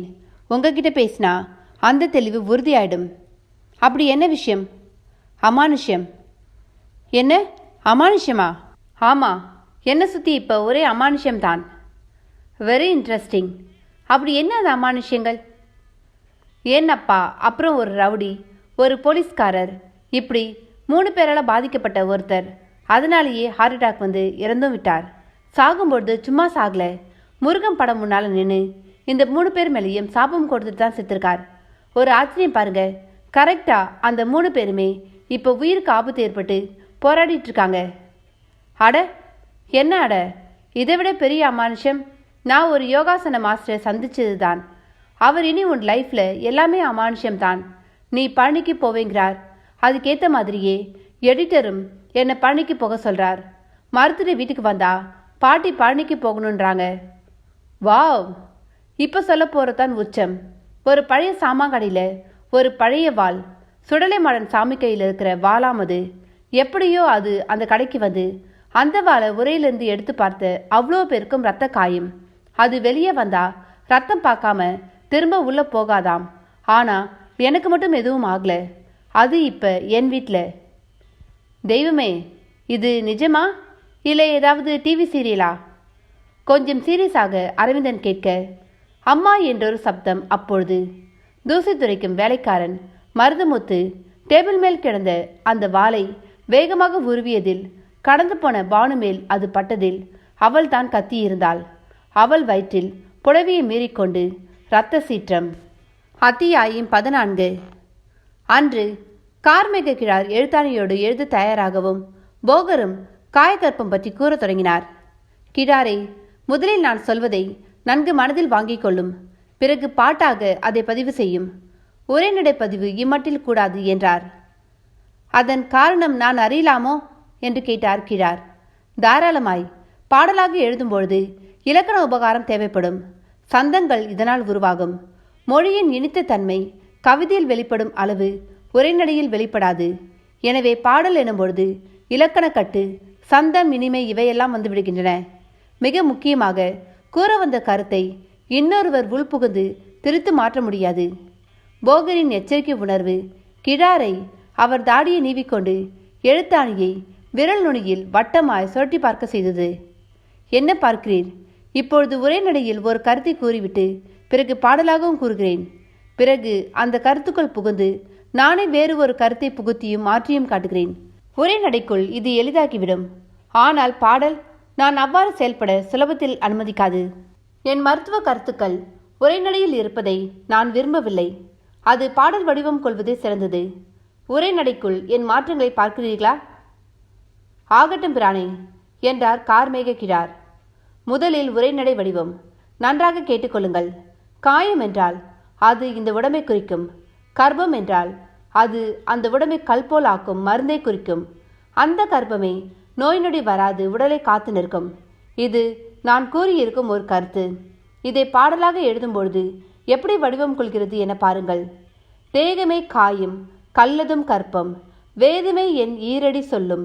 காயக்கற்பம் உள்ளே செல்ல தேக காயும் நோய் நொடி வெல்லும். இது பாடலின் வடிவம். உரைநடை பாடல் இரண்டிலும் ஒரே கருத்தையே கூறியுள்ளேன். ஆனால் உரைநடைக்குள் ஒருவர் எளிதில் புகுந்து என் கருத்தை மாற்ற இயலும். எப்படி என பாருங்கள். காயம் என்றால் அது கிழட்டு உடம்பை குறிக்கும். கற்பம் என்றால் அது கிழட்டு உடம்பை வைரக்கல் போல் ஆக்கும் மருந்தை குறிக்கும். அந்த கர்ப்பமே நோய் நொடி வராது உடலை காத்து நிற்கும். பார்த்தீர்களா? உடம்பின் முன் கிழட்டு என்கிற பதம் சேர்த்து கிழட்டு உடம்பாக்கி, கல்லின் முன் வைரம் சேர்த்து வைரக்கல் போல், அதாவது மின்னும் உடல் என்னும் பொருள் கொள்ளும்படி கருத்து அப்படியே மாறிவிட்டது. அதாவது காயக்கர்ப்பம் வயதானவர்களை பல பலவென மாற்றிவிடும் என்கிற பொருளுக்குரியதாகிவிடுது. பாடலில் இந்த கருத்தை கொண்டு வர அதன் சந்தக்கட்டு அனுமதிக்காது. மீறி திணித்தால் திணித்தது தெரியும். முயன்று காட்டட்டுமா? போகர் கேட்கவும் கிழார் மறுத்தார். வேண்டாம் பிரானே, தாங்கள் கூற வந்தது விளங்கிவிட்டது. தங்கள் கருத்துக்கள் எதனாலும் மாறிவிடக்கூடாது என்றால் பாடல் வடிவில் அவை இருப்பதே சரி. எனவே பாடலாகவே பதிவு செய்கிறேன். முதலில் கருத்தை கூறிவிடுங்கள் என்றார் கார்மேக கிழார். போகரும் காயக்கற்பம் குறித்த கருத்தை கூறத் தொடங்கினார். காயக்கற்பம் என்பது உண்மையில் மருந்தல்ல, அது ஒரு கவசம். போர்க்களத்தில் கவசம் தரித்தவர்களை அம்புகள் தொலைக்காது. வாழ்வினும் களத்தில் கற்பம் என்னும் கவசம் தரித்தவர்களை நோயும் நொடியும் தாக்காது. ஒருவேளை தாக்கினால் அது தோற்று போகும். இந்த காயக்கற்பம் எனும் கவசத்தை உடம்பின் தன்மை அறிந்து உருவாக்க வேண்டும். உடம்பின் தன்மையை அறிவதில்தான் வைத்தியனின் பட்டறிவும் நூலறிவும் நுண்ணறிவும் கலந்த பேரறிவும் உள்ளது. இந்த பேரறிவோடு பேரருளும் கூடும் பட்சத்தில் அந்த வைத்தியனால் பூலோக பிரம்மனாகி மலடிக்கும் பிள்ளை தர முடியும், மடந்தவனையும் தொற்று எழுப்ப முடியும். இப்படிப்பட்ட ஒருவன் ஒரு மானிடனின் நாடியை வைத்தே தேகத்தின் தன்மையை முதலில் அறிந்து கொண்டு விடுவான். வாத பித்த சிலேத்துமை என்னும் பிரிவில் அந்த மானிடன் எதை சேர்ந்தவன் என்பது தெரிந்துவிடும். நாடி துடிக்கும் விதத்தை வைத்து இதை உணரலாம். விட்டுவிட்டும் சரசரவென்றும் விடாமலும் இந்த மூன்றிலும் சேராமல் மந்தமாயும் துடிப்பதை ஸ்பரிசத்தால் அறிந்து கொள்வதே நாடி பரீட்சை. அடுத்து கண்களின் தீர்ச்சனியம், புருவத்தின் முடிக்கொத்து, நாசியின் அமைப்பு, பற்களின் வசீகரம், கட்கத்தின் நாற்றம், நகங்களின் பூவிழாத்தன்மை, நிமிர்ந்து நிற்கும் தன்மை, வாளாதிருக்கும் வேளையில் கைகளின் செயல்பாடு, அதாவது முன்புறம் கட்டுதல் பின்புறம் கட்டுதல், பிசைந்தபடி இருத்தல் போன்ற உடல் மொழிகளாலும் ஆரோக்கியம் அறிதல் அவசியம். இதில் புருவ முடிக்கொத்து முன்ஜென்ம தொடர்பை உணர்த்திடும். ஊர்வது பறப்பது திரிவது நீந்துவது எனும் நால் வகையில் நம் பிறப்பு எதுவாக இருந்தது என்பதை புருவமும் உணர்த்தும். இரு புருவ மையமே லால் ஆடம் என்னும் பாகம். லால் ஆடம் எண்ணெய் பூச்சியின்றி பளிச்சென்று இருத்தல், சலனமில்லா மனதை குறிக்கும். இங்கே குங்குமம் தரிக்க கண்ணோய் வராததோடு மூப்பின் தாக்கம் தள்ளி போகும். இங்கே விபூதி தரித்திர நெற்றி கசுறு நீங்கிடும், திருஷ்டி தவிர்க்கப்படும். இங்கே சந்தனம் தரித்திர கோபம் குறைவுபடும், திருமண் தரித்திர பொலிவு கூடும். உண்மையில் நாள் என்றோ பொழுதென்றோ ஒன்றில்லை. பூமியின் ஓயா சுழற்சியால் ஏற்படும் மாற்றங்களே எல்லாம். அந்த மாற்றத்தில் ஏற்படும் மாற்றங்களை கொண்டு அடையாளங்களை உருவாக்கினர் ரிஷிகள். அவையே நாள், நட்சத்திரம், திதி, யோகம் காரணங்களாயின. ஆறாம் அறிவின் மேலான செயல்பாடு இது. காலமும் ஆறும் ஒன்று. ஆற்றில் நாம் இட்ட நீரை திரும்ப பெறவே முடியாது. ஆனால் காலத்தில் நாம் இட்ட காலத்தை பெருமுனைப்பே காலகணிதம். மண்ணில் பிறக்கும் ஒரு மகவு தாய் வழி சுவாசிப்பு முடிந்து தொப்புள் கொடி துறந்து இந்த பூமியில் விழத் தொடங்கும் முதல் மூச்சே அதன் பிறப்பின் தொடக்கம். 60 வயதின் முடிவில் இதே புள்ளி காலத்தால் திரும்ப வரும். அதை உணர்வது ஞானம். இது பிறப்பின் முதல் சுற்றாகும். மானுட உடம்பு இருமுறை இந்த புள்ளியை காணும் உயிர்ப்பை உடையது. இதை 3, 4, 5, 6 என ஆக்கிக்கொள்ள காயக்கற்பம் என்னும் கவசம் உதவும். கவசம் தரிக்கும் முன் சுவாசம் குறித்த தெளிவும் ஞானமும் அவசியம். தென்றல், கோதல், மாருதம் என்று அடக்கமாகவும், சூழல், சூறாவளி, புயல் என்று பெருக்கமாகவும் புறத்தில் உணரப்படும் காற்றுக்கு வாயு என்னும் பெயரும் உண்டு. இன்று சத்தம் கேட்டு பாரதி ஓடிப்போய் பார்த்தாள். கையில் அரவிந்தனோடு தொடர்பில் இருக்கும் கைபேசி. பாரதியின் பார்வை ரத்தம் சொட்ட நிற்கும் பானுமேல் செல்ல வேலைக்காரன் மருதமுத்துவும் வாளை பாரதி எதிரில் ஒரு பாம்பை பிடித்து விட்டது போல் கருதி ஒரு உதறினான். டனங் என்னும் உலோக சத்தத்தோடு அது கீழே போய் விழுந்தது. பானு புடவை தலைப்பால் கீழ்ப்பட்ட வயிற்றுப்பரப்பை மூடிக்கொண்டு பரிதாபமாய் பாரதியை பார்த்தாள். பாரதிக்கு புரிந்துவிட்டது. நீ எதுக்கு இப்போ இந்த கத்தியை எடுத்த என்றபடியே மருதமுத்துவை பார்த்தாள். புதுசாக இருக்கவும் ஒரு ஆசையில் உருவி பார்த்தேம்மா. அப்போ பார்த்து இவங்க கிராஸ் பண்ணாங்க. விசுக்குன்னு வவுத்தில் பட்டு கிழிச்சிருச்சுமா. சாரிம்மா. மண்ணாங்கட்டி, போய் முதல்ல ஃபர்ஸ்ட் எய்ட் பாக்ஸை எடுத்துக்கிட்டு வா அலறினாள் பாரதி. அப்படியே பானுவை நெருங்கி புடவை தலைப்பை விலக்கி காயத்தை பார்த்தாள். நல்ல வேலை, பெரிய வெட்டுக்காயமில்லை. போ பானு, முதல்ல டெட்டாலில் தொடச்சி டிஞ்சர் போடு, அப்புறம் ஒரு டிடி கட்டாயம் போட்டுக்கணும் போ என்றவள் குனிந்து தரையில் கிடந்த வாளை எடுத்தாள். அதற்கு தோதாக கைபேசியை அருகில் சோஃபாவில் வைத்தாள். முன்போல் வாளை ஒரு கலைப்பொருளாக இப்பொழுது பார்க்க முடியவில்லை. அது ஒரு கொலைப்பொருளாக காட்சி தந்தது. விசுக்கென அந்த சுடலமான சாமியே எதிரில் நின்று வீசி காட்டுவது போல் ஒரு பிரமையும் ஏற்பட்டு கலைந்தது. வால் நுனியில் பானுவின் இரத்த படிமங்கள். அதோடு வாஷ்பேஸை நோக்கி நடந்தவள் பைப்பை திறந்துவிட்டு இரத்த படிமத்தை கழுவினாள். பிறகு திரும்ப ஒருமுறை வாளை வீரமங்கை போல் பிடித்து பார்த்தாள். அப்படியே நடந்து வந்து தனியே கிடந்த உரைக்குள் எடுத்து அதை செருகினாள். திரும்ப உருவி பார்க்க எண்ணினாள். ஏனோ வேண்டாம் என தோன்றியது. ஒரு ஜடப்பொருள் அவளை முடமாக்குவது போல் ஒரு எண்ணம் தோன்றவே நோ என்கிற முணுமுணுப்போடு அந்த வாளை திரும்ப வெளியே உருவி எடுத்தாள். ஆனால் இம்முறை அது காயப்படுத்தவில்லை. உற்று பார்த்தாள். பிறகு திரும்ப உரைக்குள் செருகினாள். பிறகு திரும்ப உருவினாள். திரும்ப செருகினாள். அப்படியே அதை எடுத்து சென்று பாரசீக நாட்டு ஜாடிக்கு அருகில் படுக்கை வாக்கில் வைத்தாள். திரும்பவும் பானு கட்டுப்போட்டவளாய் வந்து கொண்டிருந்தாள். அவள் கூடவே கையில் ஃபர்ஸ்ட் எய்ட் பாக்ஸோடு மருதமுத்து. என்ன பானு, மருந்து போட்டுட்டியா? Yes madam. எதுக்கும் டாக்டரை பார்த்து ஒரு இன்ஜெக்ஷன் போட்டுக்கிட்டு வந்துரு. தேவையில்லை மேடம், சின்ன காயம்தான். அப்படி விட்டுடக்கூடாது. நம்ம கார்லேயே போய் நம்ம ஃபேமிலி டாக்டரை பார், நான் ஃபோனில் சொல்கிறேன் என்று சோஃபா மேல் வைத்த கைபேசியை தேடி சென்று எடுத்தாள். அரவிந்தன் நினைப்பை துண்டிக்காமல் தொடர்பிலேயே இருந்தான். அரவிந்தன் சார்?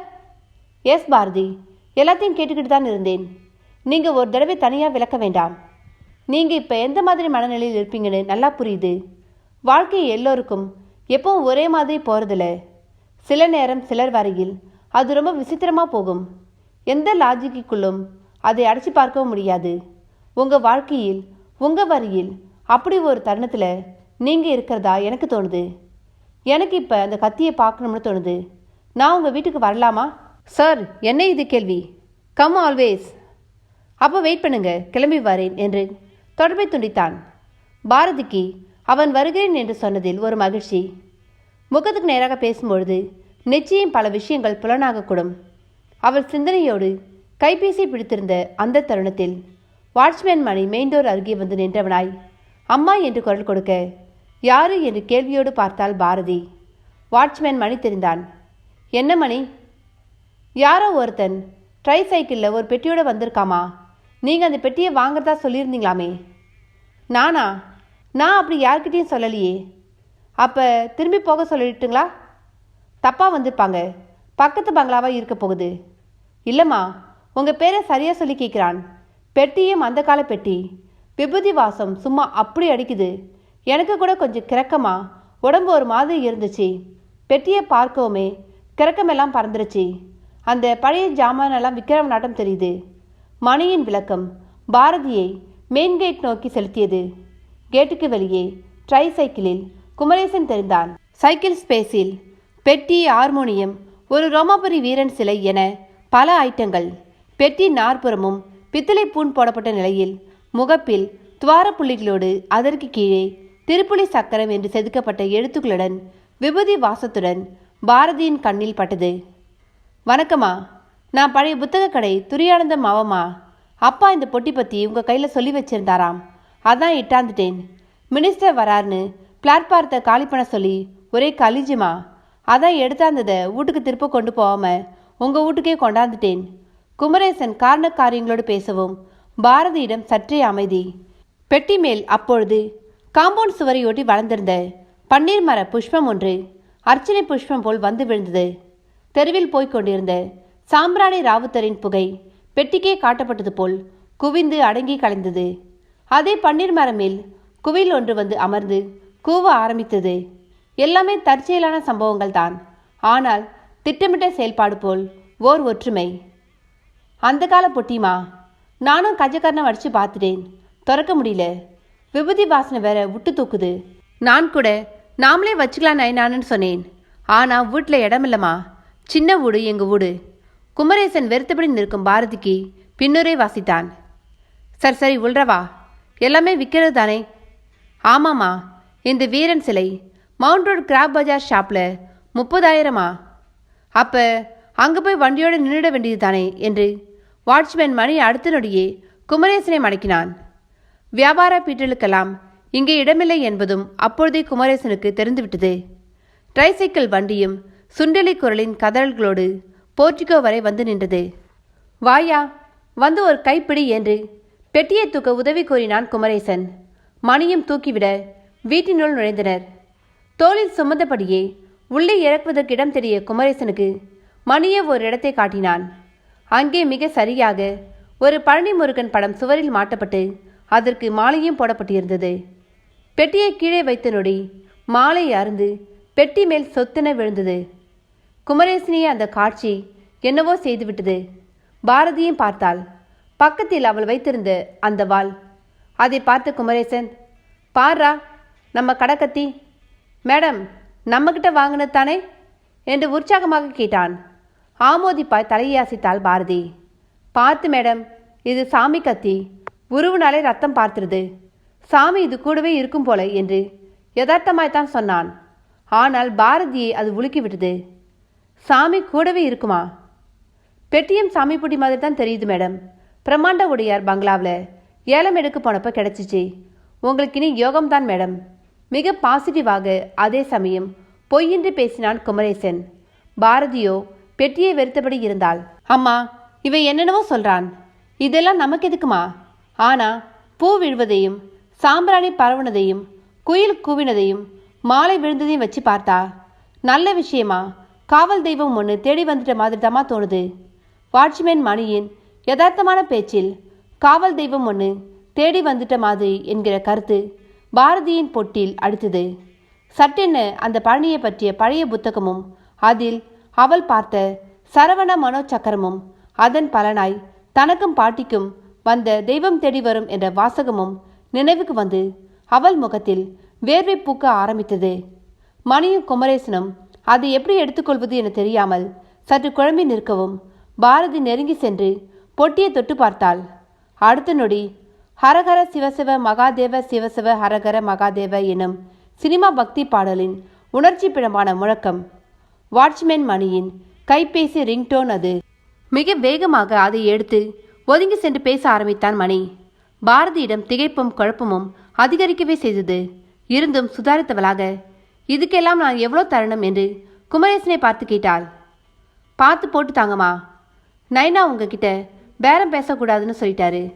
நீங்கள் ஸ்பெஷல் கஸ்டமராம் என்றான். பரவாயில்ல சொல்லு, எவ்வளோ?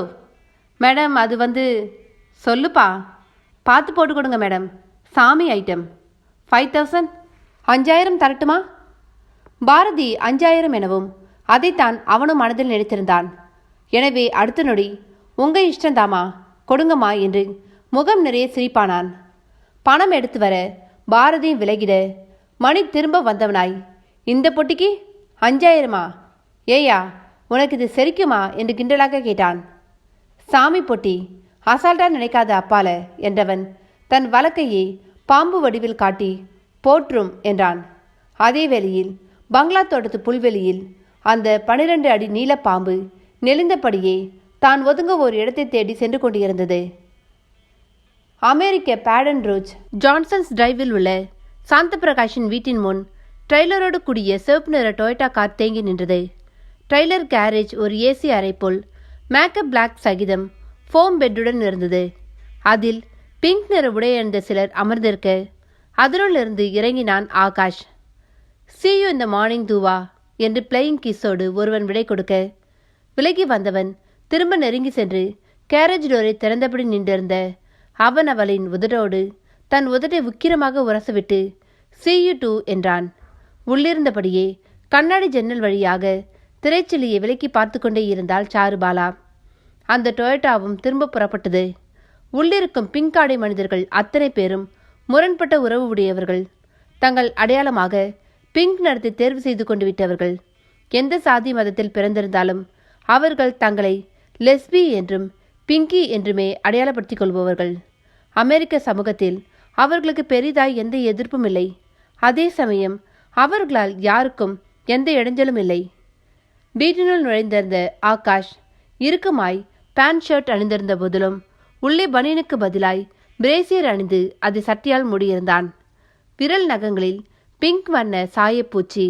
அவன் கன்னத்திலும் ஜிகினா மின்னும் ரோஸ் மில்க் நிற பளபளப்பு. ஹாலில் உள்ள கண்ணாடி முன் தன்னை கொஞ்சம் வெட்கத்தோடு பார்த்து கொண்டவன் திரும்பவும் அவன் எதிரில் சோகமாக வந்து நின்றாள் Charubala. "Hi mom, are you not well? I understood. Did you think about my physical changes? I'm sorry, Ma. I want to be a woman. Each and every inch of my body want to that." அவன் ஒரு பெண்ணை போல் குழைந்து நெளிந்து கொண்டே சொன்னதெல்லாம் அவள் கண்களில் கண்ணீராய் மாறி வழியத் தொடங்கியிருந்தன. "Don't cry, I'm all right" என்றபடி அவன் உள் சென்றுவிட, அப்பொழுது ஹாலின் டிவி பேனலும் பளிச்சென்று ஒளிர்ந்திட அதில் சாந்த பிரகாஷ் முகமும் தெரிந்தது. "சாரு, சொல்லு சந்து. I'm looking. எல்லாத்தையும் இங்கேருந்து பார்த்துக்கிட்டு தான் இருக்கேன். கேண்டிட் கேமரா இதுக்கா பயன்படணும்?" "ஆமாம், அந்த ட்ரெய்லர் வேனில் இருந்தவங்க தானி சொன்ன துவாசாவா?" "அப்படி தான் நினைக்கிறேன். எந்த எத்திக்ஸும் கிடையாது. ஆட்டம் பாட்டம் sex, that's all. Tempt improve பண்ண ட்ரக்ஸ் எடுத்துக்கிறாங்க. அவ்வளவோ மெக்சிகன் ட்ரக்ஸ்." "சரி, என்ன செய்யலாம் சொல்லு." "எவ்வளோ தடவை சந்து சொல்லட்டும், நமக்கு இந்த ஊர் வேண்டாம். உங்கள் தலைமுறையில் திரும்பவும் தப்பு நடக்க ஆரம்பிச்சிடுச்சே. இனி ஆகாஷை நாம் எதுவும் பண்ண முடியாது. இங்கே அவன் அந்த பிங்கிகளோடு சந்தோஷமாகத்தான் இருக்கான். இதுவே நம்ம ஊராய் இருந்திருந்தா நீங்கள் அடிமாடா ஆக்கியிருக்க மாட்டீங்க?" என்ற சாருபாலாவின் கேள்வி முன் சாந்த பிரகாஷ் மணக்கண்கள் அந்த காட்சியை கற்பனை செய்து பார்த்தன. சாந்த பிரகாஷின் முன்னோர்களில் பலர் அடிமாடாக கருதப்பட்டு தூங்கும்பொழுதே தலையணியால் அமுக்கி கொலை செய்யப்பட்டுள்ளனர். இங்கே ஆகாஷ் அவர்களின் தொடர்ச்சி. இங்கே இப்படியே விட்டுவிடுவதற்கு இவனையும் அதுபோல். சாந்த பிரகாஷ் தானே களத்தில் இறங்க தயாரானான். கண்கள் கலங்க ஸ்கின் கலர் கிளவுஸை எடுத்து அவன் அணிவதை பார்த்த சாருபாலாவுக்கு உடல் நடுங்க தொடங்கிவிட்டது. அத்தியாயம் 15. நடுங்க தொடங்கிவிட்ட உடலோடு, "ஓ நோ சந்து, உன் பாடி லாங்குவேஜ் தப்பா இருக்கு" என்று கத்தினாள் சாருபாலா. "You are right. பெரிய தப்பெல்லாம் இனி நடக்கக்கூடாதுனா சில சின்ன தப்பை பண்ணத்தான் வேணும்" என்று ஒரு ப்ரீஃப் கேஸை எடுத்துக்கொண்டு புறப்பட தயாரானான் சாந்த பிரகாஷ். "எங்கே கிளம்பிட்ட?" "அங்கே தான் வரேன்." "அதுக்கு எதுக்கு கையில் கிளவுஸ்?" "வந்து அப்படியே கழுத்து நெரிச்சு கொண்டுறேன். ட்ரக் அடிக்ட் ஆகி சூசைட் பண்ணிக்கிட்டான்னு மீடியாவில் சொல்வோம்." அதுவரை தான் சாந்த பிரகாஷ் பேசியது காதில் விழுந்தது. டிவி பேனலில் அவன் உருவம் கட்டானது. அதற்கு மேல் கேமரா வியூ பாயிண்ட் அங்கே இல்லை. சாருபாலா வியர்க்கத் தொடங்கினாள். மிக வேகமாய் ஆகாஷ் என்ன செய்கிறான் என்று பார்ப்பதற்காக சென்றாள். அவன் அரைக்கதவை திறக்கவும் பலத்த ட்ரம் சத்தம் ஊபரோடு கலந்து காதில் பாய்ந்திட நியூ ஆர்லியன்ஸின் அப்பொழுதைய பிரபல ராக் பாடல் ஒன்று குழறலான ஆங்கிலத்தோடு ஒலித்து கொண்டிருந்தது. பாத்ரூமில் ஒரு வகை கிரீம் கொண்டு முழங்கையில் வளர்ந்திருந்த முடியை எல்லாம் அழித்து கொண்டிருந்தான் ஆகாஷ். சாருபாலா வந்து நிற்கவும் மிக அதிகபட்சம் திருக்கிட்டான். அங்கே பிரைவசிக்கு முன்னால் கடவுளுக்கு கூட இடம் கிடையாது. "What the hell are you doing? இங்கே எதுக்கு வந்த? கெட் லாஸ்ட்" என்றும் அலறினான். பனியனுக்கு பதிலாக அவன் அணிந்திருந்த பிரேசியரும் அது பொருந்தியிருந்த அவன் மார்பும் அதில் ஆண்களுக்கே உண்டான பொசு பொசுவென்ற முடியே துளியும் இல்லாதபடி அந்த பாகம் சதைக்கோலம் போல் கண்ணில் படவும் சாருபாலா தீப்பற்றி கொண்டவள் போல் ஆனாள். அவனோ ஒரு டவலை எடுத்து போர்த்தி கொண்டு அம்மா என்று பாராமல் அவள் தோலை பிடித்து தள்ளி கொண்டு போய் அரைக்கதவுக்கு அப்பால் தள்ளி கதவையும் மூடி தாழிட முனைந்தான். அவன் தள்ள தள்ள அவள் பேசினாள். "ஆகாஷ், நீ இப்படி டிரான்ஸ்ஜெண்டராக பிகேவ் பண்ணுறத உன் அப்பாவால் ஜீரணிக்க முடியல. உன்னை கொலை பண்ணுற முடிவோடு அவரோட ஷாப்பிங் காம்ப்ளெக்ஸ்லேருந்து வந்துகிட்டு இருக்காரு. நீ அவர் கண்ணில் படாதபடி எங்கேயாவது ஓடிடு. நான் அவரை சமாளிச்சுக்கிறேன்." ஆகி, லிசன் டு மீ ப்ளீஸ். அவள் உடைந்து போய் அழத் தொடங்கவும் அவனிடமும் ஒரு தேக்கம். அங்கே குவித்தது போல் ஒரு நிசப்தம். சப்தமில்லாத அந்த வேளையில் மேலே டவலோடு, உடம்பெங்கும் பிங்க் நிற திட்டுகளோடு திருத்தப்பட்ட புருவம், ஒரு காதில் மட்டும் வளையும், கையில் பேண்ட், புஜத்தில் குத்தப்பட்ட டிராகன் பச்சை சகிதம் அவனை ஒரு வினோத ஜந்துவாக சாருபாலா உணரவும் அவள் கண்ணீரோடு விசும்பவும் செய்தாள். அப்பா தன்னை கொல்ல முடிவெடுத்து விட்டார் என்பதில் அவனிடமும் ஓர் அதிர்ச்சி கலந்த குழப்பம். அது அவன் சாருபாலாவை வெறிப்பதில் தெரிந்தது. புறப்படு, அப்பா வந்துட போறார். கமான் ஆகி. வரட்டும், எப்படி கொள்றான்னு பார்க்குறேன். இது அமெரிக்கா, இந்தியா இல்லை. நோ, உனக்கு உன் அப்பாவை பற்றி தெரியாது. அவர் வரையில் இப்போ நீ சன் இல்லை, சின். It's very cruel. நீ இப்படி உருவம் மாறி ஊர் சுற்றுறதுக்கு மட்டும் என்னடா பேர்? இதுக்கு நான் காரணம் இல்லை மாம். இந்த இன்டர்சேஞ்சை இங்கே யாரும் உங்களை மாதிரி ஃபீல் பண்ணுறதும் இல்லை. இட்ஸ் ஒன் கைண்ட் ஆஃப் நேச்சர்மா. It's a physical demand. Akash demand என்று சொல்லி முடிக்கும் பொழுது அவன் நெளிந்த விதத்தில் அப்பட்டமான பெண்மை, நடுவே நழுவிய டவலை வெட்கத்தோடு போர்த்தி கொள்ளவும் அது சாருபாலாவின் கண்களை கருக்கிவிட்டது. தோளிலும் மார்பிலும் போட்டு வளர்த்த பிள்ளை. அவன் உடம்பில் அவள் ஸ்பரிசம் படாத பாகமே இல்லை. ஆனால் இந்த புதிய மாற்றம் அவளை ஒரு அந்நியன் போல் ஆக்க பார்ப்பதில் உடன்பாடில்லாதவள் போல் ஆனவள். ஆகி, நான் உன் அம்மாடா, என்கிட்டே நீ இப்படி பிகேவ் பண்ணுறியே, எனக்கு எப்படி இருக்குன்னு யோசிச்சு பாத்தியா என்று உருகினாள். அது அவனையும் சற்று உருக்கிவிட்டது. சாரி மாம், நான் உன் கூட ஆர்கியூ பண்ண விரும்பல. இப்போ என்ன, நான் விட்டு விட்டு போகணும், அவ்வளோதானே? வித்தின் 10 minutes என்று திரும்பியவன் சொன்னது போல் 10 நிமிடத்தில் ஒரு பிங்கியாக வெளிப்பட்டான். வெளியே சாலையின் ஓரத்தில் வளர்ந்திருந்த மரம் தன் பழுத்து சிவந்திருந்த இலைகளை எல்லாம் அங்கு நின்றபடி இருந்த செவ்ரலெட் இம்பாலா எனும் காரின் மேல் உதிர்த்து தள்ளியிருந்தது. அது ஆகாஷின் செல்ல கார். அதில் அவன் ஏறிக்கொண்டு ஸ்டார்ட் செய்யவும் அவ்வளோ இலைகளும் நாலாபுறமும் சிந்தி சிதறின. சொல்லி வைத்தாற்போல் அதே மர நிழலில் சாந்த பிரகாஷின் கிறிஸ்லர் வந்து தேங்கி நின்றது. கண்ணாடி ஜன்னல் வழியே பார்த்தபடி இருந்தால் சாருபாலா. ஆவேசமாக இறங்கி வந்து கொண்டிருந்தான் சாந்த பிரகாஷ். முன்பு காலிங் பெல் இடத்தில் அப்பொழுது இருக்கும் சென்சார் கண்ணாடி கதவை அவன் பிம்பம் விழுந்த மாத்திரத்தில் திறக்க செய்தது. உள் நுழைந்தவன் பிரீஃப் கேஸை சோஃபா மேல் போட்டவனாய் கை கிளவுஸை கட்டியபடியே, என்ன சாரு, அவன் ஜஸ்ட் இப்போ தான் போறான் போலிருக்கு என்று ஆரம்பித்தான். அவளிடம் கலங்கிய மௌனம். நீ அவனை அனுப்பிடுவேன்னு தெரியும். நானும் கொஞ்சம் உணர்ச்சி வசப்பட்டுட்டேன். கொலை செய்கிற அளவுங்கிறது கொஞ்சமா? அவள் நறுக்கலாக திருப்பி கேட்டாள்.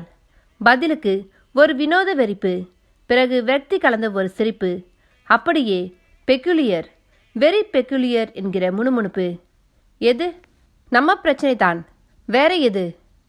ஆனால் ஆகாஷ் அதை நேச்சுரல் டிமாண்டுன்னு சாதாரணமாக சொல்கிறான். அப்படியா? சிறிது இடைவெளி. பிறகு இது யூஎஸ், இங்கே சொல்லலாம். இந்தியாவில்? சந்து, இந்த சொசைட்டி பயம் நமக்கு தான், அவனுக்கு இல்லை. அப்படி ஒரு சொசைட்டியும் இங்கே இல்லை. What you say? இந்த லைஃப்பில் அவனால் கடைசி வரை சந்தோஷமாக இருக்க முடியுமா? இங்கே இந்த மூமெண்ட் தான் லைஃப். ஃப்யூச்சரை பற்றி எதுக்கு அனாவசியமாக பேசணும், கவலையும் படணும்? என்ன சாரு, நீ தான் பேசுறியா இல்லை உன்னை இந்த ஊர் கெடுத்துடுச்சா? அவன் சார்பாக பேசி பார்க்குறேன், தட்ஸ் ஆல். என் மனசு என்ன பாடுபடுதுன்னு உனக்கு தெரியாது சந்து. ஐநோ, நீ ஒரு ஆர்த்தடாக்ஸ், இருந்தும் பையன் பாசம் பேச வைக்குது. போதும், இனி இதை பற்றி பேசுகிறதால ஆக போகிறது ஒன்றுமில்லை. ஆகாஷை அவன் போக்கு விட்டுடுவோம், வேறு வழியும் இல்லை. நாம் இந்தியா கிளம்புவோம். கிளம்பி நம்ம பிரச்சனைக்கு மருந்து இங்கே இல்லை சந்து, ஆனால் அங்கே இருக்கு. மருந்தா? What you mean? நான் பல்லாவரம் பங்களா வாட்ச்மேன் தாத்தாக்கிட்ட பேசினேன். சாரி, அவர் பேசினார். அங்கே இப்போ எந்த ஒர்க்கும் நடக்கல, எல்லாம் அப்படியே நின்றுடுச்சாம். அங்கே இருக்கிற நம்ம குலதெய்வமான உங்கள் கொள்ளு தாத்தா சமாதி இடிக்க முயற்சி செய்தப்ப பல மிராக்கிள் நடந்திருக்கு. மிராக்கிள்ஸ்? எஸ். அந்த பங்களாவை நாம் விற்றதை உங்கள் கொள்ளு தாத்தா விரும்பல. அதனால அங்கே கட்டடத்தை இடிக்க வந்தவங்களில் இதுவரை 7-8 பேர் வரை செத்துட்டாங்களாம். அதனால மிஸ்டர் மிஸ்ரா ஒர்க்கை ஸ்டாப் பண்ணிட்டாராம். சாரு, நீ என்ன சொல்கிற? 1932 செத்துப்போன என் கொள்ளு தாத்தா இந்த 2019 எங்கே வந்தார்? சரி, நீ விஷயத்துக்கு வா. அந்த கிழவன் இன்னும் என்னவெல்லாம் உளறினான். இப்படி கிண்டலாக கேட்டா நான் எதையும் சொல்ல மாட்டேன். வேற எப்படி கேட்க? நீயும் படித்தவ தானே. செத்துப்போன தாத்தாவுக்கு பிடிக்கலன்னு என்னமோ அவரே நேரில் வந்து சொன்ன மாதிரி சொன்னா என்ன அர்த்தம்? லுக், அந்த வாட்ச்மேன் தாத்தாவை விடு. உன் தாத்தா என் கனவுல வந்து, என்னம்மா என்ன இப்படி மறந்துட்டேன்னு கேட்டா அது என்னன்னு சொல்றது? ஓ, உன் கனவுல வந்தாரா? சபாஷ். ஆமாம், உன் பக்கத்தில் தானே படுத்து தூங்குறேன். ஏன் என் கனவுல மட்டும் அவர் வரல? இப்படி ஏட்டிக்க பொட்டியா பேசினா எப்படி சந்து? லுக், மார்ஸ் பிளானெட்டில் 1 வீக் டூருக்கு அட்வான்ஸ் புக்கிங் தொடங்கியிருக்கு. ஸ்பேஸில் ஒரு சோலார் சிட்டிக்கு பிளான் ரெடி ஆயிருக்கு. இந்த பேடன் ரூடை விட ஒரு பெரிய டவுனை ஆர்டிஃபிஷியலாக செட் பண்ணி நிரந்தரமாக அங்கே வசிக்க ஏற்பாடு செய்ய போகிறாங்க. ராக்கெட்டை கண்டுபிடிச்ச சயின்ஸ் அந்த ராக்கெட்டை விட வேகமாக வளர்ந்துட்டுருக்க காலம் இந்த காலம். சரி, அப்போ யாரும் சர்ச்சுக்கு போகாமல் இருக்காங்களா? கடவுள் நம்பிக்கை இல்லாமல் போகலையே. எதுக்கு ஹாலிவுட்டில் இத்தனை கோஸ்ட் மூவிஸ்? யூனோ, கோஸ்ட் டிடெக்ட்னு கேமரா கூட வந்தாச்சு, ஆப் வந்தாச்சு. அதை வச்சு எவ்வளோ வீடியோஸ். யூ இடியட், அது உண்மைனா நீ உன் செத்துப்போன அப்பா அம்மா கிட்ட பேசிகிட்டே இருப்பியே. எஸ், எனக்கு இப்போ நம்பிக்கை வந்திருக்கு. சளைக்காமல் சாருபாலா சொன்ன பதில் சாந்த பிரகாஷை அதற்கு மேல் பேச விடாமல் செய்தது. எரிச்சலோடு பாத்ரூம் நோக்கி சென்றான். முகத்தை கழுவினான். பின் பருத்த டவலால் முகத்தை ஒற்றிக்கொண்டே வந்தவன், வெரி சிம்பிள் சாரு, நமக்குள்ள ஆர்குமெண்ட்டே வேண்டாம். உன் கனவுல வந்த என் கொல்லு தாத்தா என் கனவுலையும் வந்து சொல்லட்டும். அப்புறம் நீ சொல்ற எல்லாத்துக்கும் நான் கட்டுப்படுறேன் என்றான். சாருபாலா அதற்கு எதுவும் சொல்லவில்லை. கொரியர்காரர் ஒரு பெரிய பையோடு வந்திருந்தார். மொத்தமாய் 74 கொரியர் தபால், 3/4க்கு மேல் கோயில் பிரசாதங்கள். பிஓடியில் சைன் செய்வதற்குள் பானுவுக்கு போதும் போதும் என்றாகிவிட்டது. பிறகு அவ்வளவையும் ஆபீஸ் ரூமுக்கு தூக்கி செல்லும் பொழுது பாரதி எதிர்பட்டாள்.